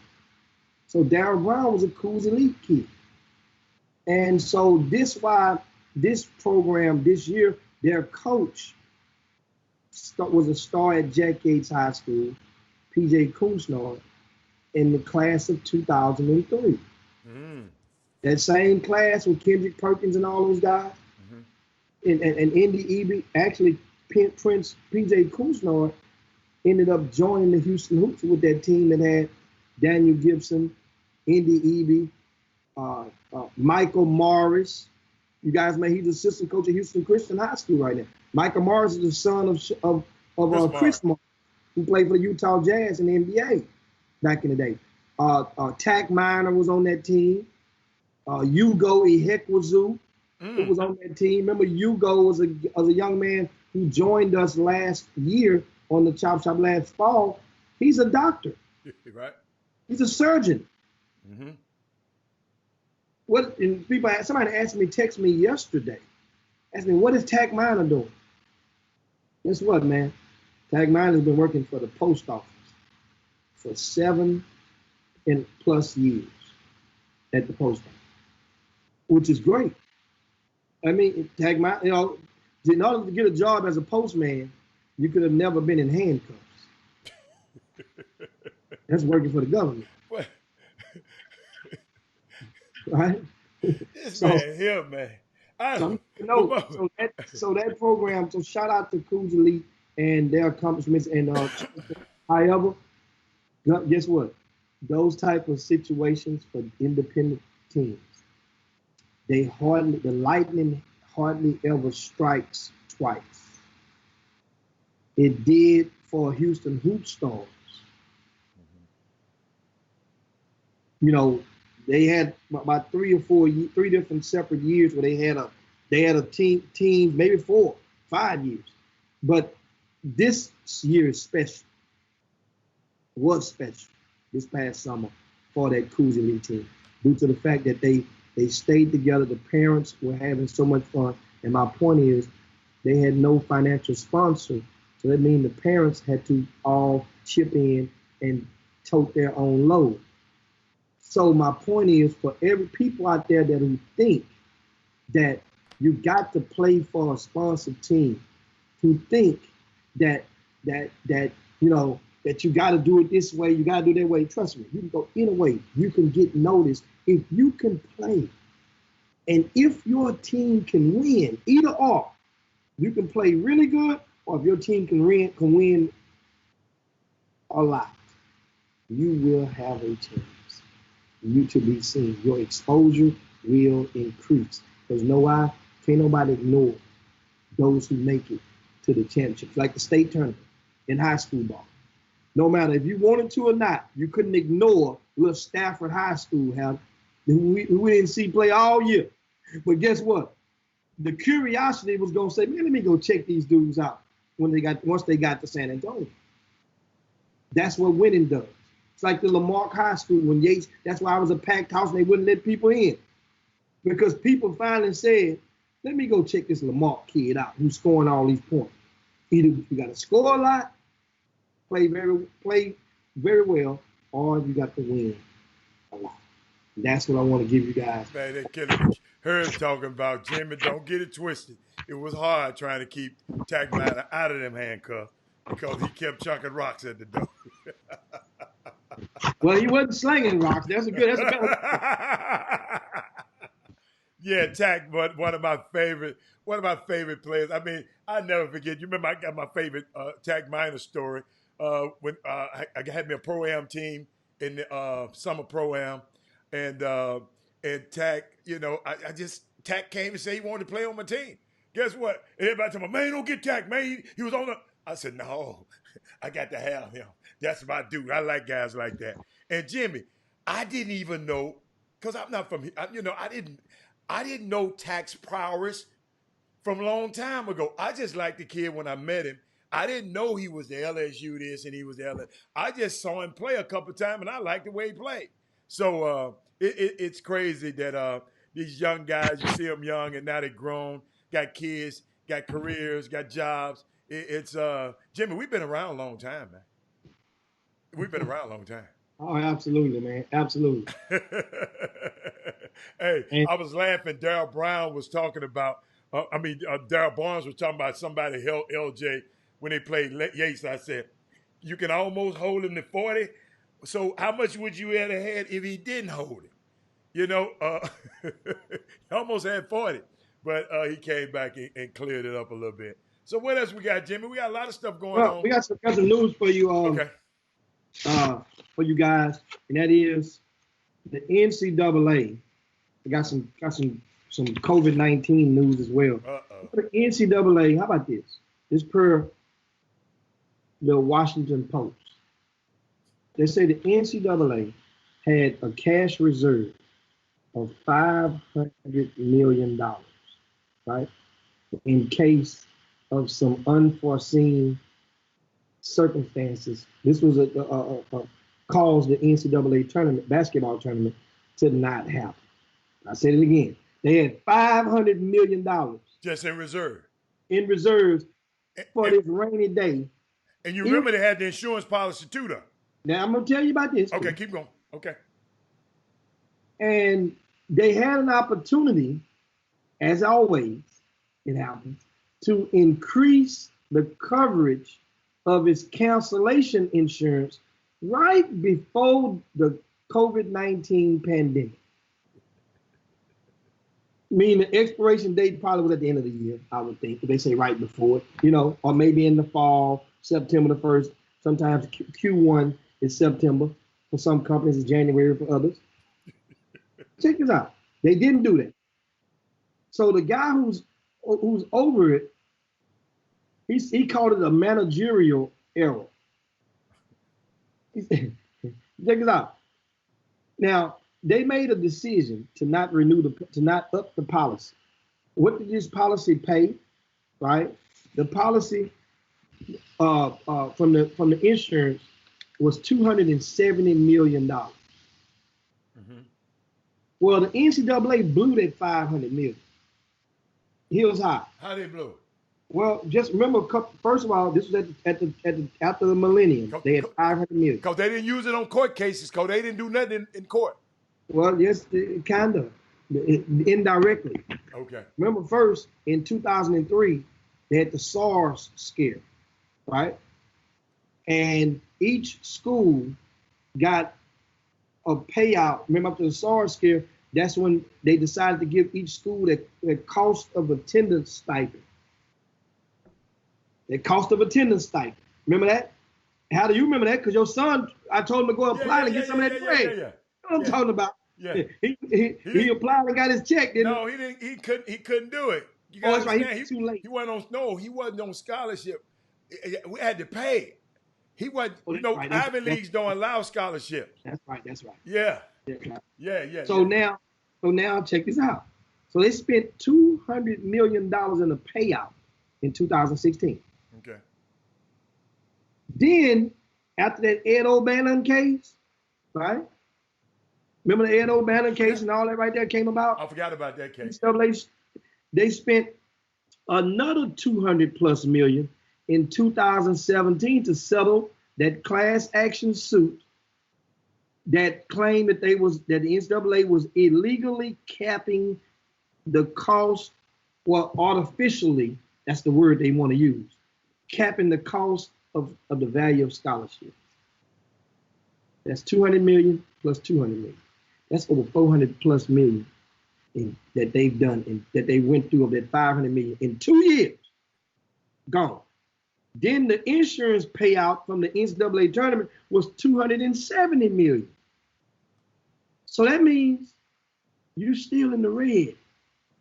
Now those reserves are there, but the policy they would have took care of business. This man that was worked with the NCAA, he claimed that it was a waste of money to have increased that policy over something that would never happen. Meaning the NCAA tournament would never not happen. And the following year, well, a few months later, the tournament did not happen. I found that really intriguing, and nobody's going to feel sorry for the NCAA. I promise you that. And now, Hatter, you know, this weekend in Houston, they are starting one of the phases of opening up department stores and stuff like that. And one professor, an MIT professor, right? He released a paper from a study, and he says that the arenas can be as safe as public parks. And part of his studies, he's saying, meaning that if arenas, meaning the basketball games will be held, or baseball will be held, when you do let people in, that, you know, those, which is, some of this stuff is really kind of intriguing, makes kind of good sense, that in the aisles, why not have one aisle going with the traffic only going one way, then another aisle, the traffic going that way. But of course, the seating would be in respect to the COVID-19, 6 feet apart. But those are some of the things that, as I so eloquently tweeted last night, our people, don't y'all go outside until they open up the golf courses, the country clubs, the tennis and the racket courts, and the tanning salons. When they open all of that up, then you understand it's even. Watch where you go, man. That's all I got to say. My people, watch it, Jimmy. But hold up, Jimmy. I saw something, man. Hold up, yeah. Hold up. I got to talk about my boy. You know I love Tom Brady. You already know. I'm telling y'all right now, I am supporting the Tampa Bay Buccaneers this year. Okay? All right, let's get that straight. Pewter and gray, I am supporting that. All right? But Tom just had a weird, Jimmy, couple of weeks because he done moved to Tampa. Okay? He finding out that after spending 20 years in New England, moving to a new city, it's going to be an adjustment period. Let me show you what happened, y'all. We was told this past week, a city employee that he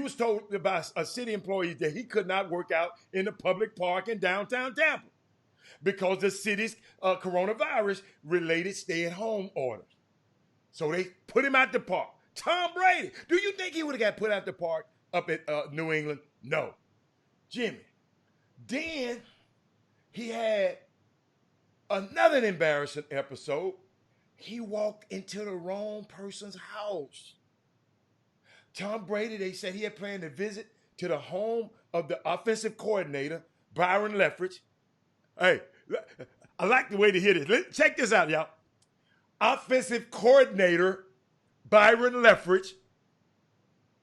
I don't think y'all got it. Offensive coordinator, Byron Leftwich. Go Google him. African American.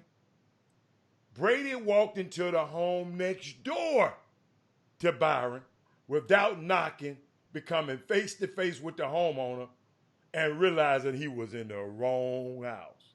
Now, hold up. Byron Leftwich stay in a great neighborhood. Don't get it twisted. Byron Leftwich used to be the quarterback. Now he's the offensive coordinator. He's one of the head coaches coming up on the Bruce Arians that's going to be up for a head coaching job along with Troy Benjamin's brother, Eric Benjamin. So, Jimmy, Tom ain't been having no good week, Jimmy.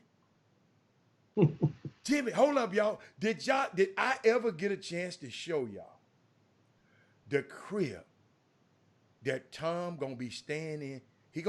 He's staying in Teddy. What's the guy? I thought the baseball player. Yeah, I'm sorry. That's what I'm talking about. What's his name? Jeter. Derek Jeter. Yeah. He's standing. Y'all, let me tell y'all something. Unbelievable. I even had it for y'all so y'all can see it. And I can't find it right now. But Jimmy, whenever I find it, I'm gonna pop it up. What you got? What else you got, Jim? Well, we got also we have We were talking about a while ago about some of the kids who had signed, and there's another one that just came across that signed from Legacy. Roland McDougal Okay. has signed with, I think, Bossier Parish Community College, and that's in Shreveport, Louisiana. So Roland McDougal is off the board, and now he's this young man is going. So as it stands, I'll give a shout out to you guys in case you're wondering. This a lot of guys are signing and taking care of business, which I like. I like going on and get the business. If school offers on that table, don't play around with it. You're playing with money. It's like leaving money on the back seat when you only got one car and you only got one bag of money. Don't do it. Take it.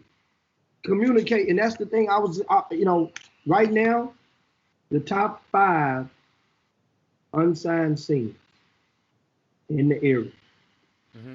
Antoine Norman, Yates High School. Mm. Now he had an offer on the table from Prairie View early. When the NCAA announced that they were relaxing the eligibility academic requirements, it gives Antoine a chance to become a qualifier.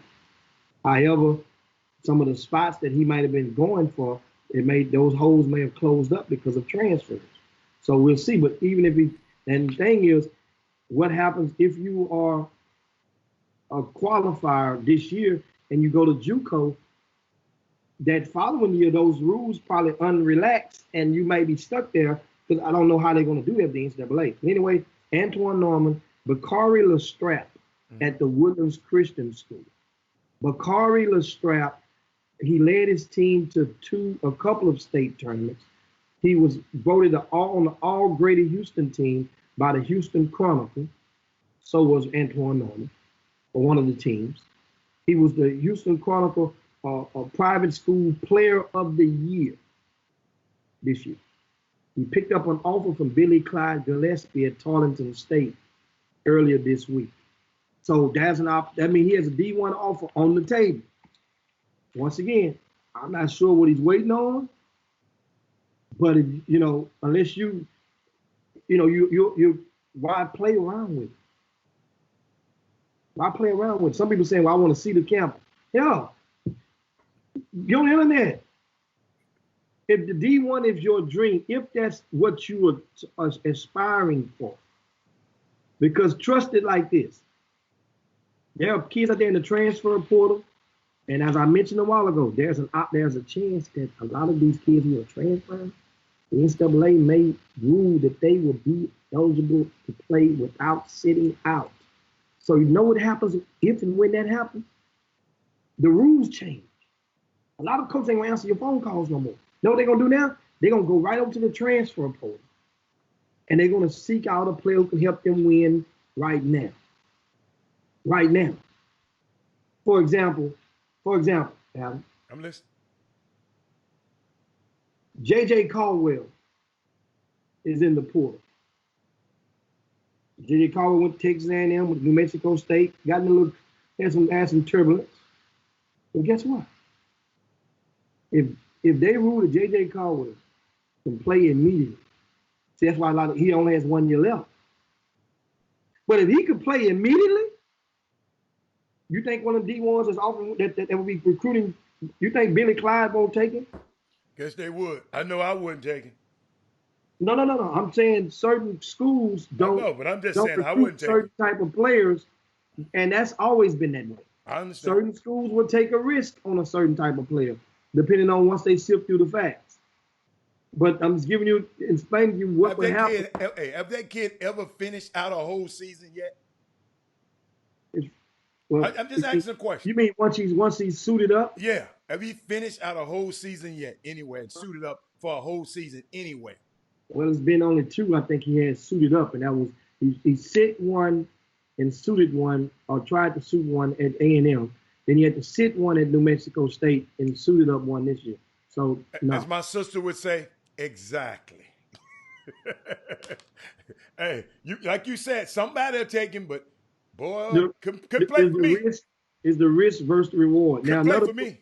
another unsigned senior out there is Tim Moore Jr., who has a few JUCO offers, and that's the son of Tim Moore, who used to star at Madison back in the early 90s and then at University of Houston. Tim Moore is likely to head the JUCO route. But he's a talented, about 6'6", jumps out the gym, and is improving with his perimeter game. How about Davion Coleman? Davion Coleman was committed to T. Harvey and that staff High at school, Jimmy. Jersey Village. Okay, I didn't see them play. Okay. Jersey Village, he's a guard, and he averaged about 23 points a game, about 4.5 rebounds a game. And he was committed or signed with University of Illinois Chicago. But when the staff left, he just recently decided to decommit from the school. And now the thing is, not many coaches will have any opportunity to evaluate him in person, so they have to rely on this new normal of evaluating digitally. And the last one, I think on the table, Alan Udimadu from Yates High School, the big fella. But I think Big Allen is leaning toward the prep school route. So really wouldn't count him because they're adamant of going prep school to help get a full extra year to boost his stock as far as collegiate level. He could take some Division I offers right now, but he just want to gamble on himself. And if you notice what you're doing, then more power to you. Now that means Lonzo Rand would be the last. So funny that he's a kid who made MVP of his district over at Westfield High School. Those are your top 5.5 unsigned seniors in the area. And once again, shout out to you guys and shout out to them. And I'm hoping to, they're going to get something. Going to go somewhere. But for a lot of people, it's Division I or bust, and it should not be that way. It should not be that way. But I understand. You said a bust. So in other words, understand this is a process, young people. And yes, you want to go to Division I. Yes, you might. Jimmy, that's just like, yes, you want a Mercedes. But guess what? You might not be able to get but a Hyundai. But you're still rolling. You're still rolling. So don't. I mean, and Jimmy, it's just been perpetuated, and guess what we got to do? We got to keep educating and keep letting them understand, dude, it's okay. Let's go to college, son. Let's go to college first. Let's at least if your talent and they already the top 5, the Power 7 is not recruiting you, then find your college you can go to and enjoy your 4 years. Michael Jordan said something, and I know you, Jimmy, you snuck in bootleg and watched them other, and you know what? I don't like that. Man, I saw 3 and 4, but you ain't tell me how to bootleg it. But that's all right. That's all right. I wait till Sunday. But Michael Jordan said something so key, y'all. And I want y'all to hear me on this one. Y'all got to realize, and I had to go find out before Michael Jordan was considering, Jimmy, going back to school for his senior year. He lacked school. He lacked school that much. Yeah, them bags was good back in them days, Carolina. Hey, you really go show. Okay, he lacked them so good he had to call his mama and ask him for some stamps. They must have given it to him as a freshman then. No, that was a freshman. Yeah, you don't get that. That was a freshman. So when do the back? Hold on. You done just opened up a whole nother couple of more. So you don't get it. So the freshmen don't get a bag?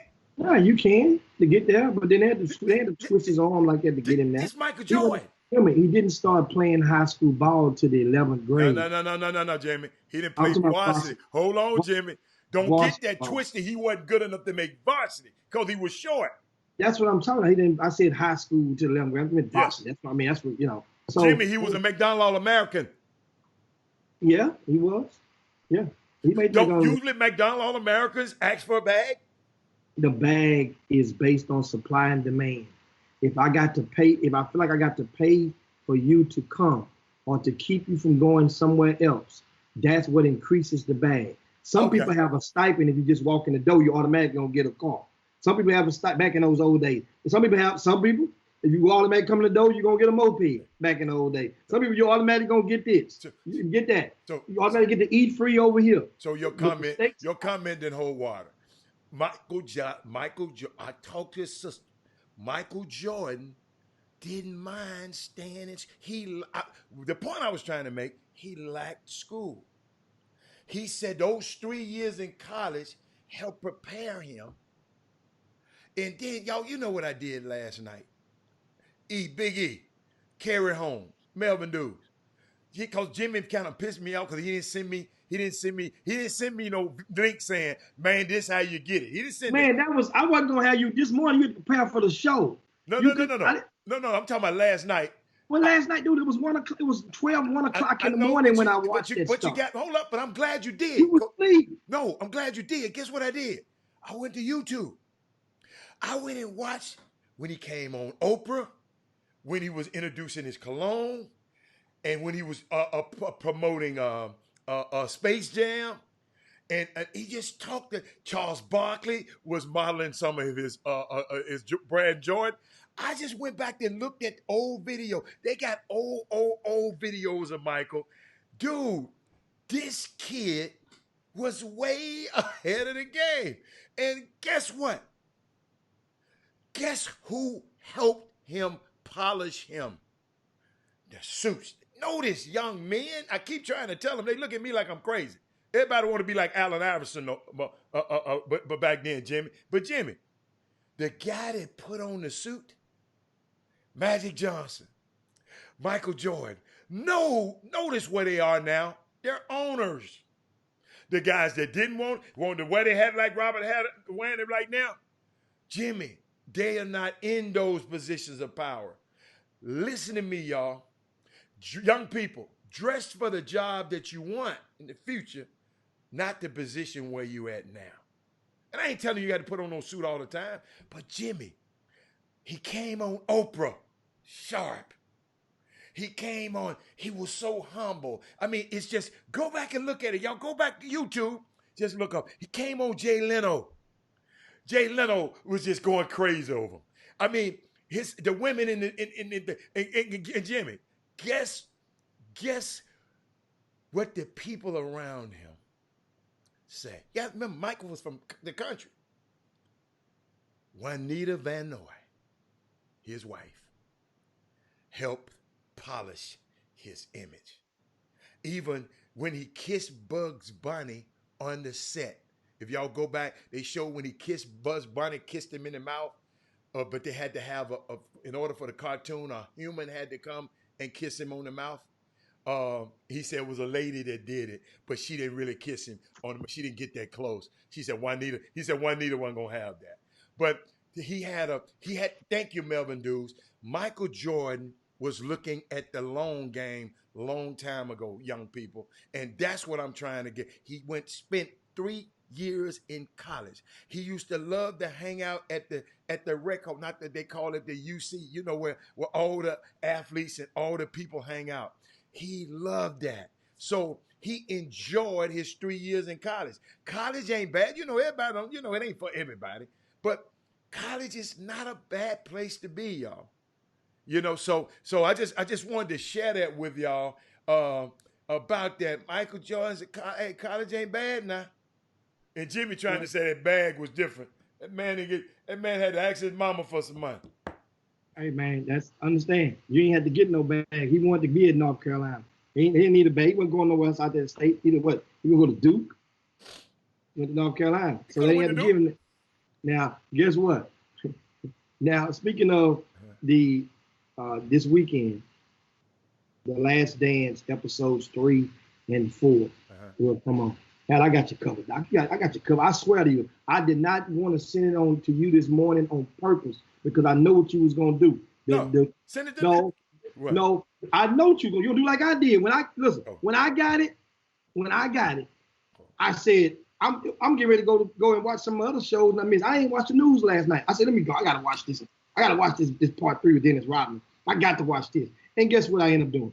Watching part 3. And then part 3 is going to, you can't watch part 3 without watching part 4. I tell you guys that. They that connected?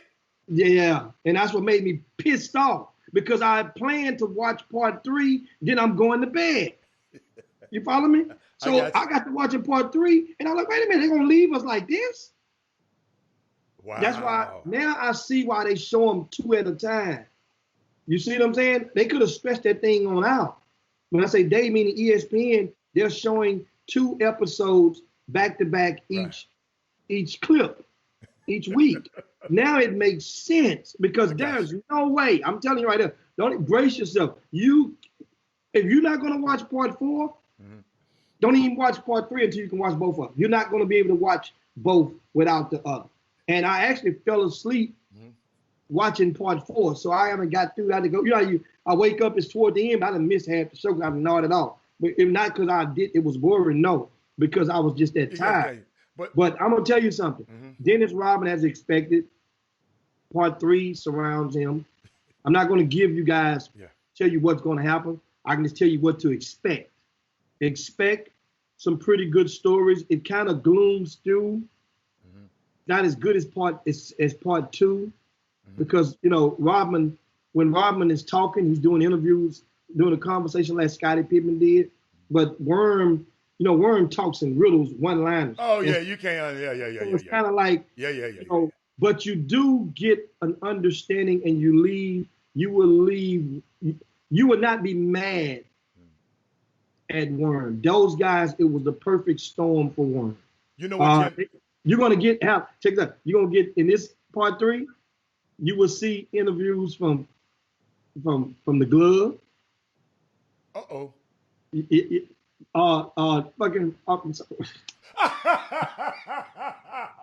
Man, I got to edit that out. I was going to read some of the comments. I wrote some of the quotes down. Slipped out. Sorry about that. I'm reading some of the comments. Ron Harper, he gonna make you laugh. No, he ain't gonna make you laugh. Jimmy, don't say that, man. He got a stuttering problem. Don't you go there, Jimmy. That's why I'm laughing. But he didn't stutter when he said he was serious and he talks. Remember that. Also, Doug Collins spoke from the heart. Okay. Kept it real. Okay. We're gonna get with him. Then they're gonna explain for a lot of people. Remember, Chuck Daly wrote that book, Jordan Rules. Remember that? Yes. And they would explain and break down exactly what the Jordan Rules were in a nutshell. No, he didn't write it. Sam Smith wrote it. Yeah, Sam Smith wrote it. But I think he had a lot to do with it. Yeah. Okay. And Sam Smith actually, they broke it down what the Jordan Rules were. Matter of fact, they interviewed him as well. Okay. And he break that down. You're gonna learn about the Sniff brothers. Just remember that. The Sniff brothers. I already know what a sniff is, but keep going. I know what a sniff is. So that means no, it ain't that. Not that kind of sniff, brother. Okay, all right. And it's a hell of a story inside of there that Jordan gives. That what made him and Dennis Rodman really click.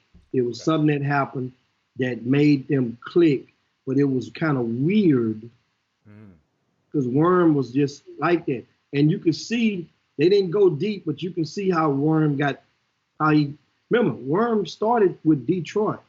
Yeah. The bad boys. Played against Jordan. And whooped Jordan's butt. Yes. Then went on and swept the Lakers. Yep. Right? So then Worm ended up being his teammate a decade or so later. Right? So this is kind of like how, it kind of, you guys are really, really, really love that. And it ends part 3. Like I say, you can't leave once it ends because I can't get that away, but it's great right at the end. You're going to go through part 4. But Halla, what? Give me some. I got part 3. Send me just, you know how to do. You know what to do. Halla, I got part 4. I got part 5, part 6, part 7, part 8, part 9, and part 10. I'm fit to go and watch. Guess what's the time? I say 5:43. Soon that thing is 0. I'm about to go get up in this thing. Leave me alone, Jack. Hey man, I'm about to go watch. Hey, Kerry say, Jimmy, you were so wrong. Yeah, he wrong. Hey, man. But I'm going to be wrong right with him. Hey, I didn't realize I hardly ever watch shows on my desktop. I know some of you guys got it hooked up where you can watch your cell phone and plug it to your smart TV. Yes, sir. On there. I think one of the TVs in the house is like that in one of the rooms. But I'd sit there and I'd make that thing and make the screen get big and got my surround, and I'm good. I'm good. You know, Michael Jordan say, I'm going to have WikiLeaks get your emails. But Jimmy, you know what was so unique, though? And I know we're going to end the show, that I was just even – I'm so glad when you mentioned it to me last night. I tried to find it. I said, where did you get it from? So I tried to find it, and that what made me. Y'all do me a favor. Y'all go to YouTube. Go and watch the old Michael Jordan. See, I saw Herb and everybody talking about how his eyes and all that stuff look now. But you have to go see that young man and how mature and how smooth. Jimmy. Man, I forgot how cool he was. You know how sometimes you can be around, like I said, when you be around something, but it's just so many interviews. He's the greatest interviewer. I mean, just unbelievable. He come on there, and Oprah was just, man, Oprah was almost about to almost rape him on one of them things, y'all. And he was so classy about it. And, they brought up old footage. They even showed the footage that he was in a rap. Him and Charles Barkley, him and Charles Oakley, they had a little rap. They had a little rap group, and that I have never saw. They just had a little videotape. Somebody taped them rapping. But people, your kids, go back and let them watch. I love when kids dress up. Jimmy, every new client that I always talk to, man. Don't go on national TV looking like that. If you want to put on your hats and your baggage, you can do that later. But if you know you're gonna have an interview, man, put on that suit and tie, man. Then take it off. Put it back in then go out hang with the fellas. Because millions of people all over the world, it's a global world we're dealing with, they watching that. Madison Avenue like to see when you're dressed up and looking like a businessman. They just like to. That's if you want to have endorsements. You know, if you don't, then it's okay. It's okay. Yeah. Now, I want to add something to you. Just going to wet your whistle one more time as we get ready to land the plane. Okay. In part 4, remember in part whatever that was, 1, you saw that black Corvette. In part 4, you're going to see a red Ferrari. In part 4, so that was you. Jim, you're gonna see Jim, red. You got to see the Jim. You got to see the black. Jim, you got to see. He got a black one too, Jimmy. You're gonna see that one. They asked him. They asked him a question, Jim. I'm glad you said that. They asked him a question. What do you hate? I mean, what Oprah said. What do you hate about your fame? He said, the only thing I don't like, I can't go nowhere.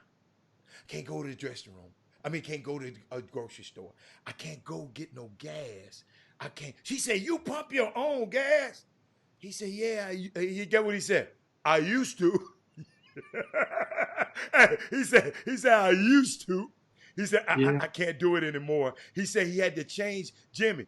He had to change because all his license plates, you got to remember, were personalized. I fly, MJ fly and all that. He took all the personalized stuff off his license plates because he got the black Testarossa. Wait till y'all see that. I know about the red Ferrari. You remember I used to say I never saw no Corvette. But guess why he drove the Corvette, Jimmy? He was a endorser of the Corvette company in Chicago. So they gave him a Corvette to drive all the time. So I just thought I'd throw that for you. But thanks for telling me. Send that stuff, man. Come on, don't be playing with me. And y'all, I'm gonna send it to everybody else. No, you got something for me now. Oh, I got something for you. You got something for me.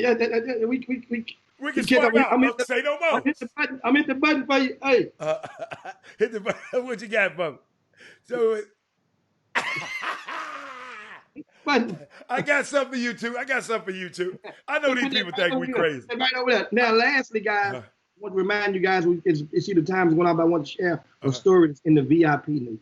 Okay. There was a young man that that's unranked in 11th grade. This don't happen every day. This don't happen every year. This don't happen every 5 years.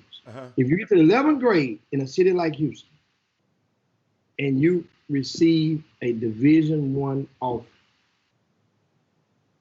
or you report it, normally, and I provide details in the VIP news, but this young man, I had to go, as I do, because they were like, ooh, that didn't make sense. Where did the coach see him at? So I reached out and I called the college coach. Is this true that y'all offer him a committable offer?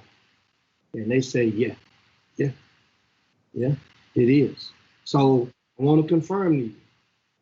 And this young man is at College Park High School. His name is Drew Calderon. He didn't play for no sneaker team. He played for a mom and pop team, but a guy that's been a grand supporter of the Chop Shop. And you guys may remember the commercials at the radio station at 102.5 with EcoStaff. And that's Harry Black. Harry Black's program, Upside Athletics, is the team that this young man played for. Okay. He's a white kid, about 6'3". He can shoot the hell out the ball. But, you know, by him playing at College Park, by not playing on a conventional team, and Upside Athletics didn't play in a lot of the stuff, they was traveling with, people laughed at them because their team went and did a lot of the team camps at various colleges because that guy had the bread. Harry Black, guys, he's the owner of the largest black employment agency in the United States of America. And he lives right here in Houston, Texas. That's Harry Black from EcoStaff, ECO staff.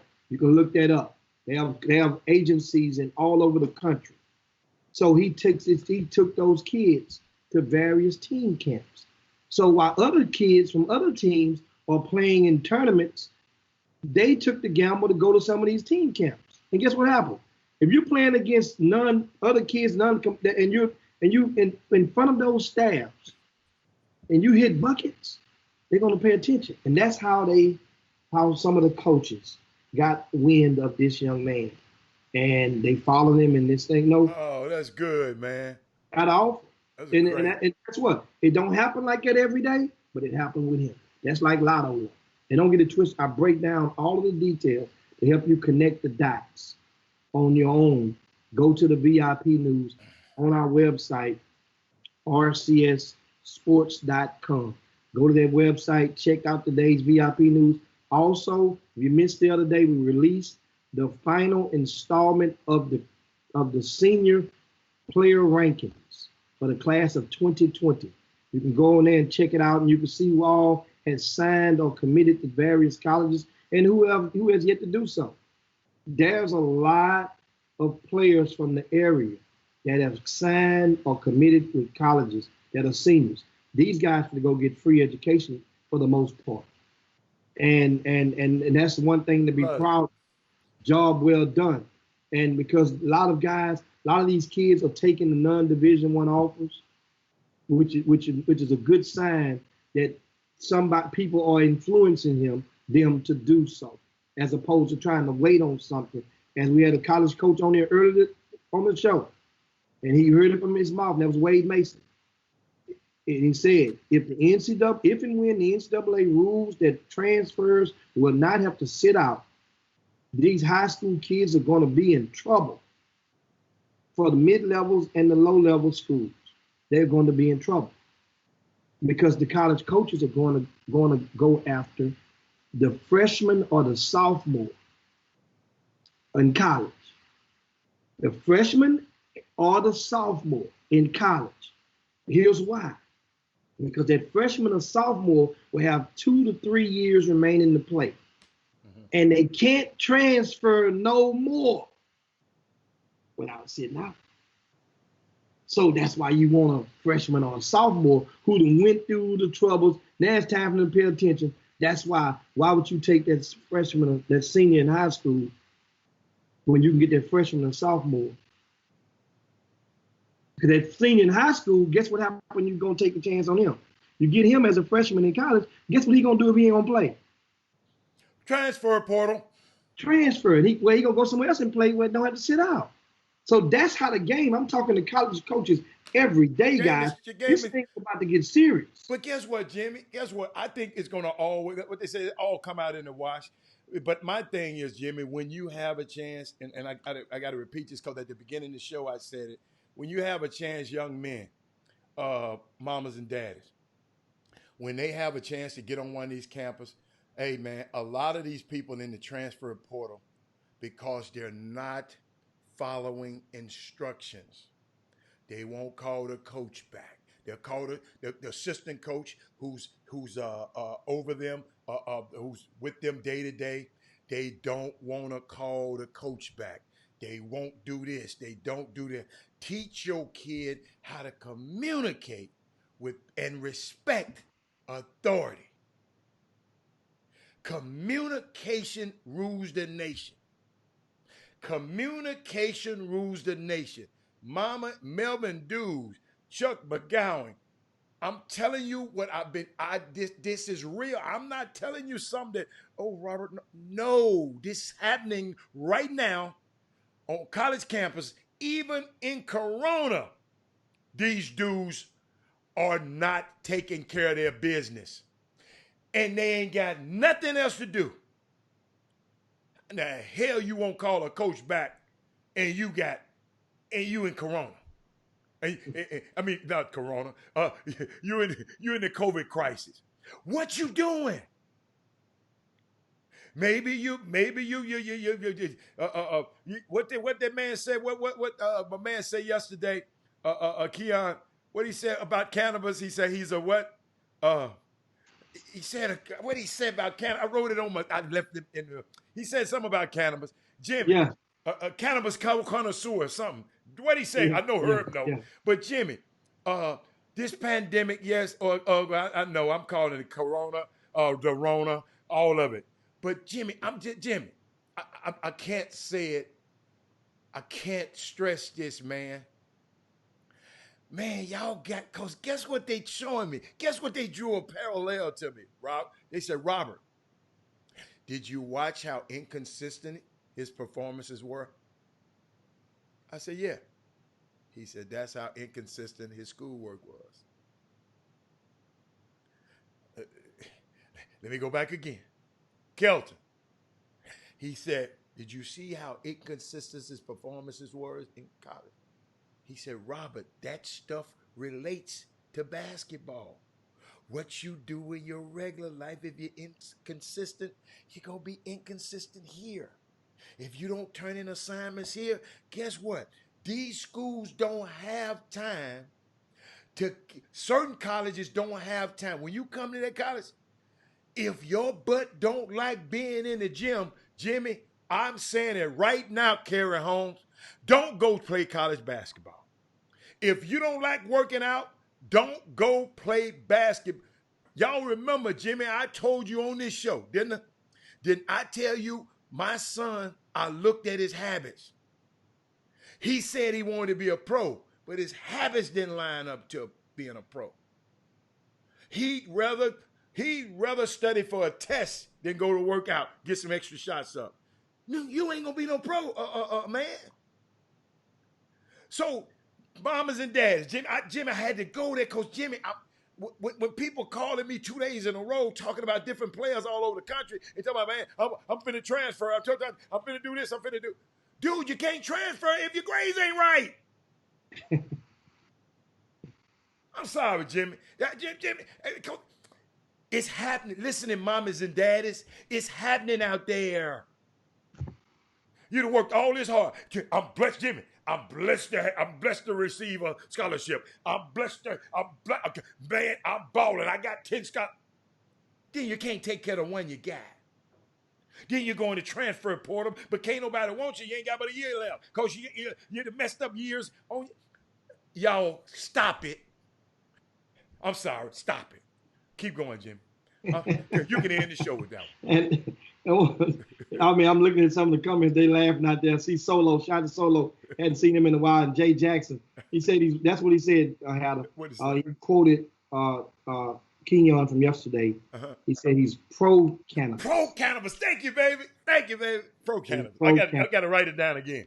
Pro-cannabis. And he also said he's an investor in the business down there as well. Yes, sir. Hey, he and some more people I know.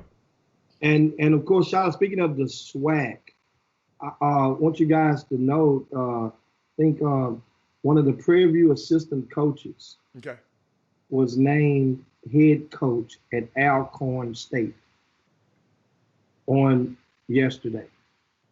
And one of the Prairie View assistants was named head coach at Alcorn State. And that's huge. Big. One of the assistants was named what?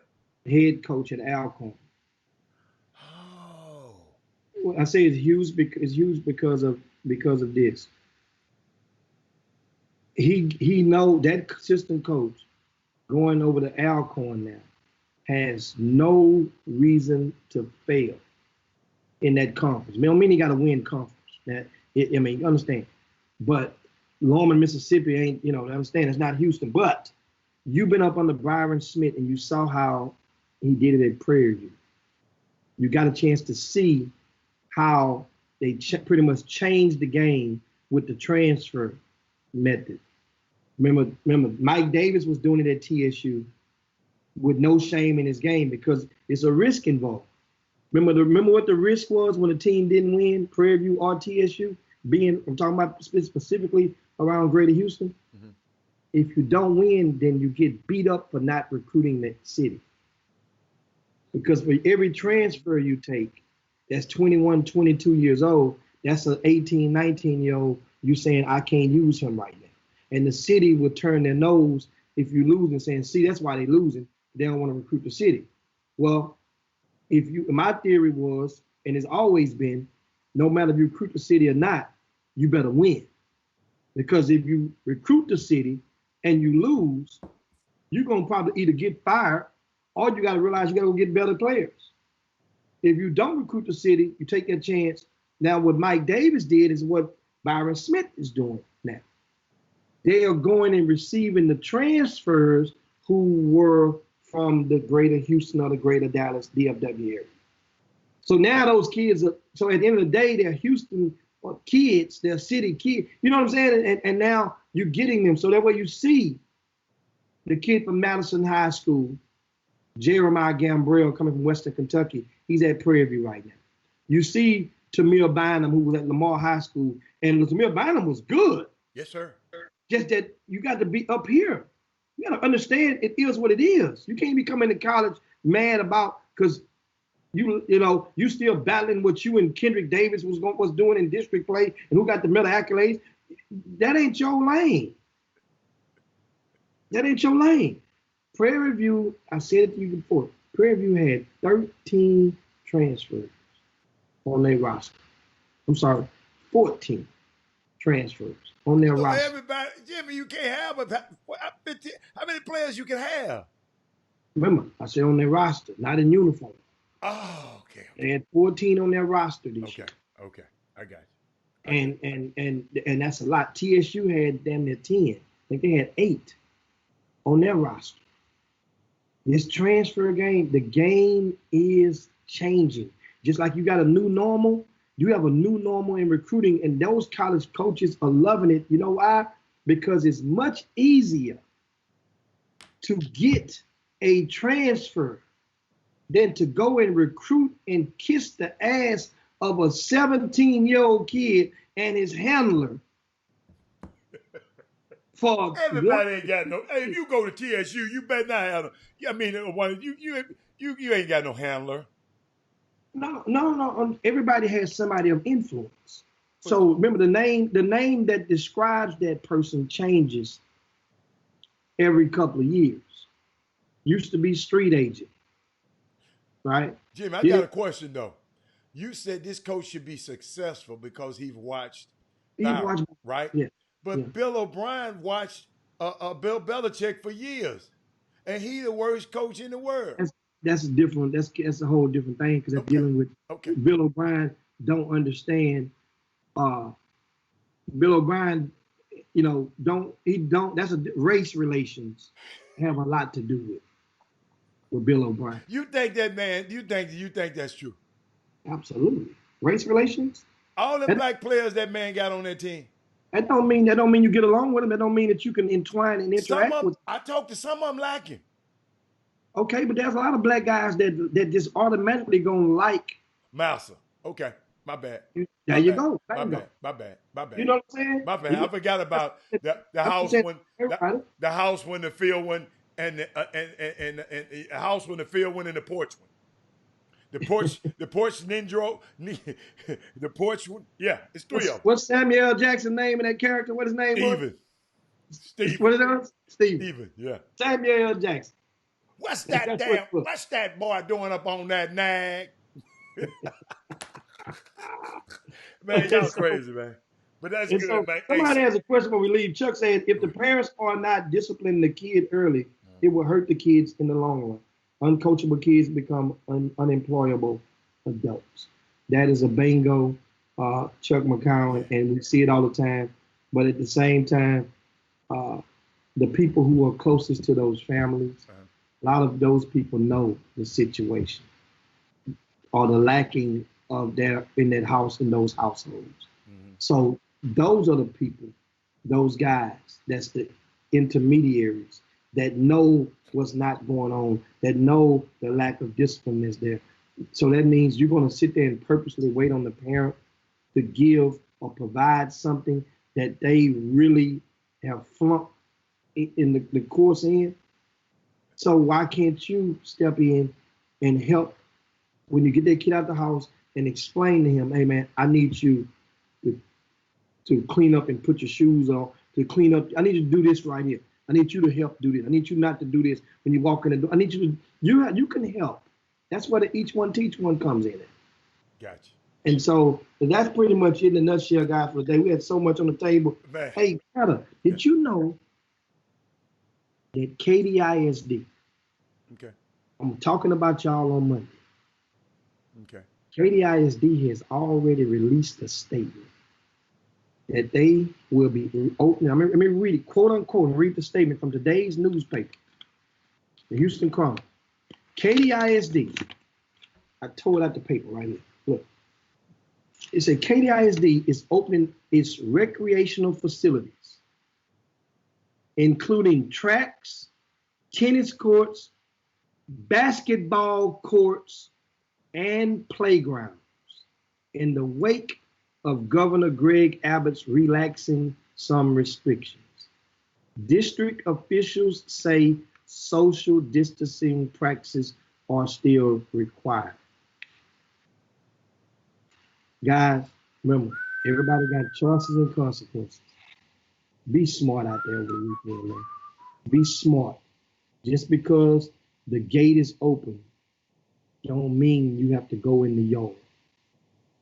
Might be a dog under that house. Hello. Remember that, guy.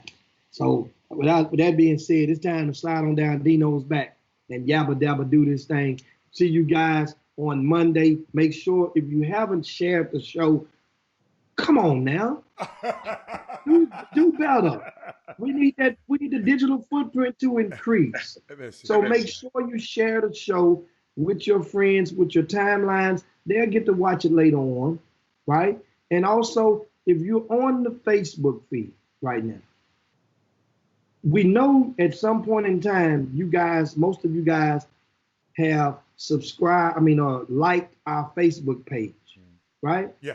But what we're going to ask you to do is to go over during the weekend, just randomly just go over there, check out the Chop Shop on just for about a few seconds, check it out on the YouTube feed.